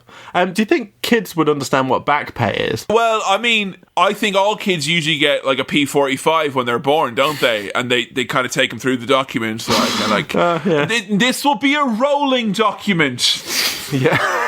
Rolling yeah? Do you think Nico should have been like, no, we told you you're actually on garden leave and we paid you and all this kind of stuff. It wouldn't. No, you're over your hours for this month. You can't get, you can't do that. You can't just be swap and shift storying like this, right? It might suit you and the people it involves, but it doesn't suit us. It was really quite a laboured gag, is what I will say. It was, and maybe that was the idea, was that in his deepest, darkest desires, he just wants to tell crap gags.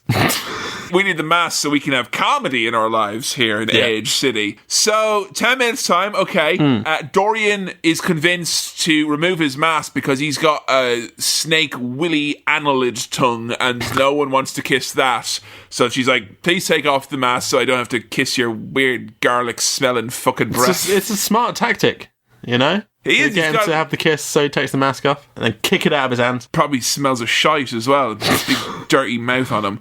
And he removes the mask, and wouldn't you know it, the dog wears the mask. Yeah, everyone's jumping at it, trying to grab it like a bouquet at a wedding, you know. And I like that the dog's deepest, darkest desires is just to piss everywhere. It's just to be like a bigger, scarier, weirder dog. Yeah, pretty much. Do a big wee. I would have liked if he chased a car and then like fucked it up or something like that, you know? The CGI dog is scary and silly and weird, isn't it? It is. It is kind of the essence of the 90s. I felt like a lot of stuff looked like that in the 90s. Bright green, glow in the dark, googly eyes, big strained mouths. Like this is the mid-90s aesthetic for cartoons and kids. It's the sort of dog that would advertise Pepperami to you or something. Yeah, you know? absolutely. It's got that big, you know. Or a dog that will come in and be like, why is this a Sega Mega Drive? And he'd piss on it and then eat it and be like, get a fucking Super Nintendo, you fucking idiot children. Go get your parents now! Now! Go! It's very much that kind of dog. Stanley's beating up Dorian in, like, just regular Stanley is beating up regular Dorian. Yeah. I was like, hey. Good on him. I don't know. The kid's a natural. And then he puts the mask on, which, as you know, once again, it's mask time. And what mask time is kind of like Mario time. Or Wario time. Or Chico time. Or Chico time. Or Waluigi time. Or Tuca time on Dragon's Den. What? So, excuse me? Tuca time on Dragon's Den. Tuca Sullivan giving you Tuca time. You've been watching too much Shark Tank, mate. What's Tuca time? That's when Tuca Sullivan gives you a bit of his time. Oh, right. Is that he has to like rebrand it a part of the show where it's like, okay, guys, it's Tuca time. Wait, no, that means that no one else is allowed to bid. Only me. No, he's like, let me give you a bit of Tuca time, and then it's Tuca time, and then he talks about how he's going to invest in your business. I see that. Yeah, Tuca time. So, I mean, I've always wondered this, right? You know, because obviously, in the Nintendo universe, there is Mario time, Wario time, Waluigi time, you know? And do you ever think it's happened where someone's like, Waluigi's walked into a room and he's like, sorry, did someone say Waluigi time? But then it'd be like, Wario, be like, no, sorry, that was me. I actually just said, Luigi time. You know, I just kind of say generally, and my man Luigi over here, well, he was just having a show, really, and it was, I'm sorry, you know, and then Waluigi's like, no, it's fine, all right, and he just puts his coat on and leaves. Yeah. What is that in the Mario Party DLC we were promised, Nintendo? Huh? Disappointed Waluigi leaving a party that he's not invited to. Yeah. I'll get me coat. Or Super Smash Bros. Ultimate, as it's known. Is it? So it's mask time. So he does some impressions. Yes. He does Clint Eastwood, and he's like, look at this chair, Mr. President.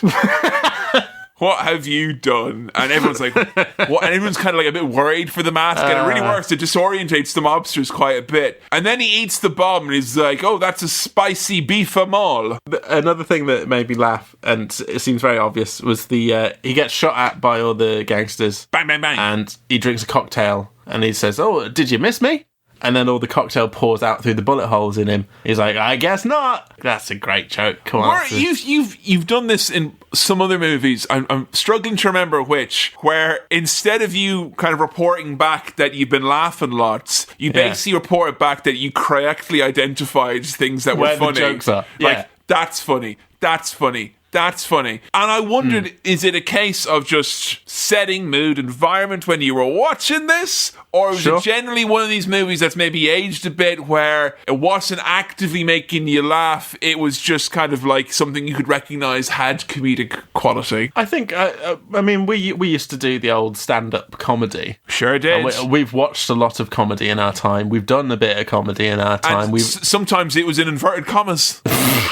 We've analysed comedy a lot, and I think you can get a bit jaded and watch funny things and just think, oh yeah, I can see why that's funny. Yeah. I can see the workings of how that works, rather than just being like, that's funny, ha ha ha ha. You know, I think, but there were moments, and by moments, I think I mean moment, the Jim Carrey wiggling his finger in his ear and going, when it's talking about how he can't hear, that I did just do a big involuntary laugh. This made me smile, this made me smirk, it was fun. Okay. I don't know if there were big laughs throughout really. Interesting. I mean, would you say that its primary purpose is like it's a comedy, or is it more of a whimsy action type of a thing, a superhero flick? I think it's Jim Carrey, so it's big comedy, but also just like a kind of family. I get the family feel from it, even though it can be a bit risque at times. This is for the 8 and up, I think. Yeah, it could be a kind of romp, an adventure. But, solid gag is one of my main things, you know? Yeah, that's true. That's a solid gag. So, because you were identifying these, you weren't saying whether or not these gags were solid or not. Okay, bullet holes, did you miss me? I guess not. Solid gag. Solid gag. Right? I'll say that's a solid gag there. SG, baby. There are some other solid gags. He flushes Dorian, and all I could think is he dead? Did he kill him? Yeah, so Dorian's in like a little water feature. Stanley creates a flushes him, and that's how the main antagonist dies. He gets flushed into a reality-warped toilet that has been created by a man with a mask. Inconclusive! What's going on? Is he dead? What do you write on the fucking coroner's report for that, like, flushed? Yeah. I guess he'll just forever be a missing person, unless he's come out somewhere else. Yeah. In an actual sewer somewhere or something. We'll never know. No.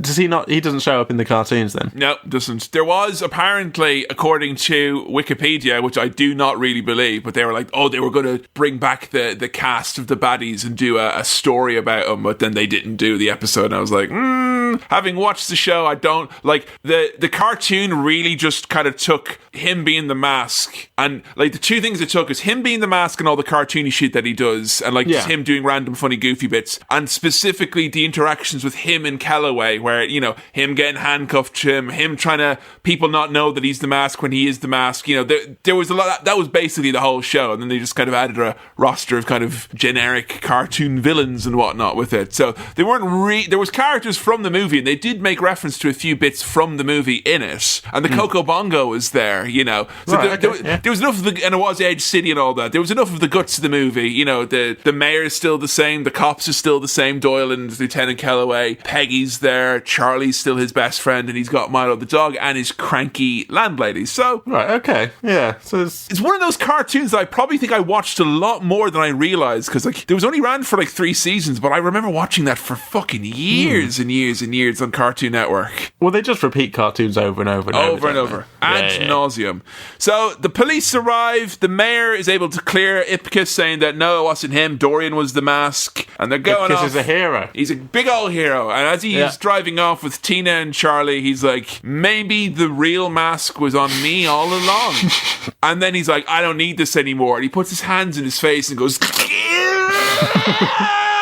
and then he's like, and I was wrong, and then dies, and that's it. And Cameron Diaz is like, why would you do that? And then Charlie like jumps into the river because he's like, I gotta get away from this. The guy's pulling his own face off.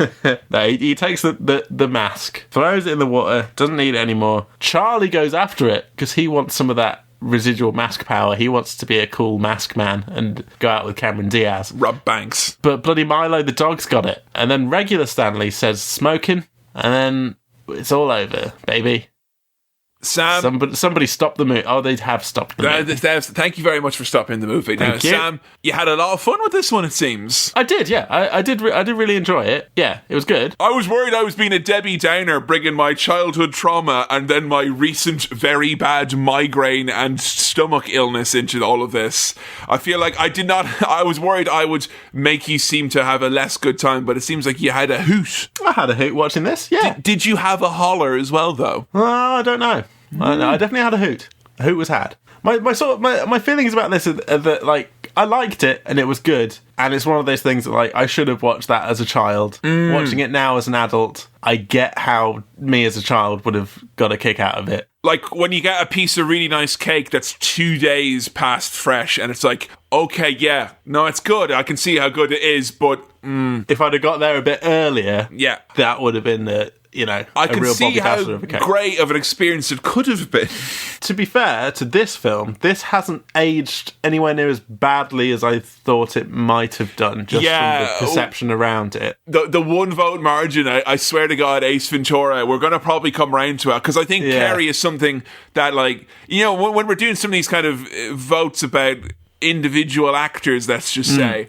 I do like when we're kind of coming back to them after a bit, because it feels like we're building up a bit of a knowledge about them and stuff like that. So I think Carey is someone we will definitely come back to. He'll be back. He'll be back. Ace Ventura, for better or for worse, we will be doing that inevitably, I'm sure. I'm sure we will. But this, it feels very 90s. It felt familiar to me. Not that I've seen it, but that I've seen films of that ilk at that time, and I've seen some Jim Carrey stuff, and so it all kind of rolled into one big Carrey mush. You cut this movie open, it bleeds 1994 Hollywood, like pure grades, And that's an enjoyable thing to have bleed all over you. So I did like it. I had a good time. I think this is not necessarily a mind-blowing movie. Would you watch it again, for instance? Because I had friends who were always like, I think for some reason this movie, it took a while to come out in DVD, or was quite difficult to get in DVD. I'm talking back, and this is the 2005 and 6 times when, you couldn't be streaming stuff or anything like that, really. And I remember this was quite a hard one to find. I remember I had a lot of friends who were like, God, I really want to see The Mask. I feel I've not seen it forever, Yeah. And I wondered if it's something that you would come back to and want to do a repeat viewing of, or if it's it said what it needs to say to you. I think I'm not sure what else I would get out of a rewatch of The Mask. Yeah. And that is not to insult The Mask as a film, but I think it's a kind of one and done. Well, probably not one and done for most people. Like a one when you're a child, or probably loads of times when you're a child, because when you're a kid, you just watch things over and over again. And then maybe come back to it as an adult, remember the childhood. Whereas for me, as an adult watching it, I'm like, well, I've seen that. I know what it is. I liked it. Had a good time. I now understand The Mask. And was there anything about it you didn't like, really? Because I'm getting lots of kind of like, it was good, not great, but there doesn't seem anything that's like sticking in your craw, so to speak. That's like things that I really disliked about it. Was there anything?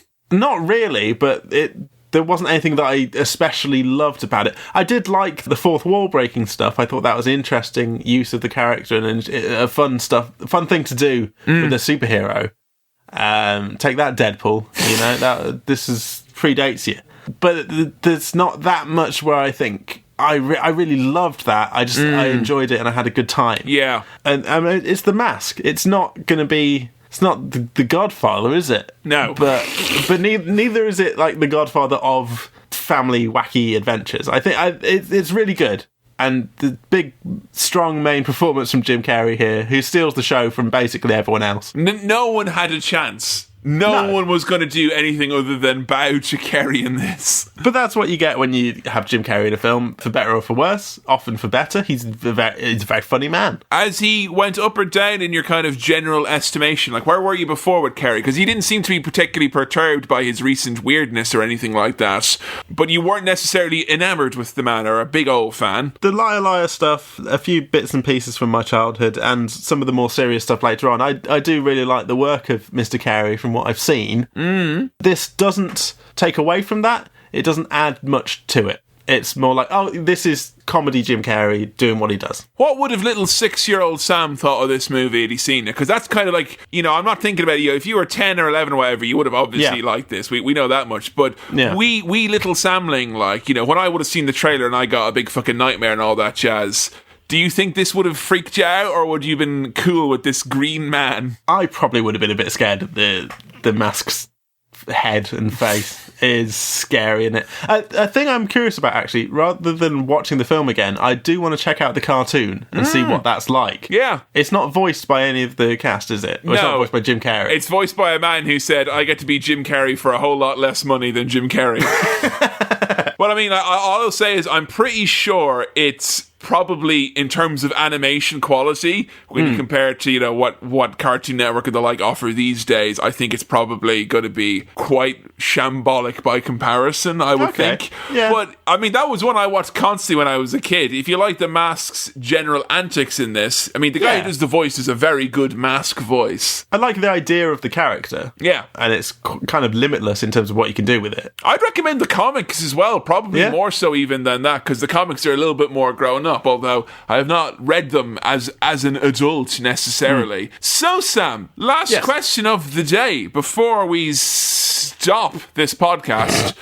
What is your star wipe rating for The Mask? You can probably get a sense of this from how I've spoken about it. I liked it. I had a good time. It's a 3-star wipe film. It's 3-star wipes. It's right down the middle. It's good. I'm glad I've seen it. I had a good time. See you later. Smoking somebody stop me. That's a spicy meatball. It's the Tom again. You heard it here first. Hey, thank you for listening to another episode of Cinema Swirl. This episode was produced by Kevin, it was edited by me, Sam, and the music was also by me. If you want to support the show directly and get access to our monthly bonus show, Cinema Swirl, patreon.com/Cinema Swirl is the way to go. If you want to follow us on the socials, we're at Cinema Swirl on Twitter and facebook.com/Cinema Swirl on Facebook. If you have any questions, queries, comments, or other stuff for the mailbag, then please send them on in to cinemaswirl@gmail.com. That's cinemaswirl@gmail.com. Please do keep recommending the show to friends or leaving reviews on whichever podcast thing you use. Hey, we're now on Spotify as well. If that's your preference, you can head over to Spotify and search for Cinema Swirl. Alright, see you next time. Bye.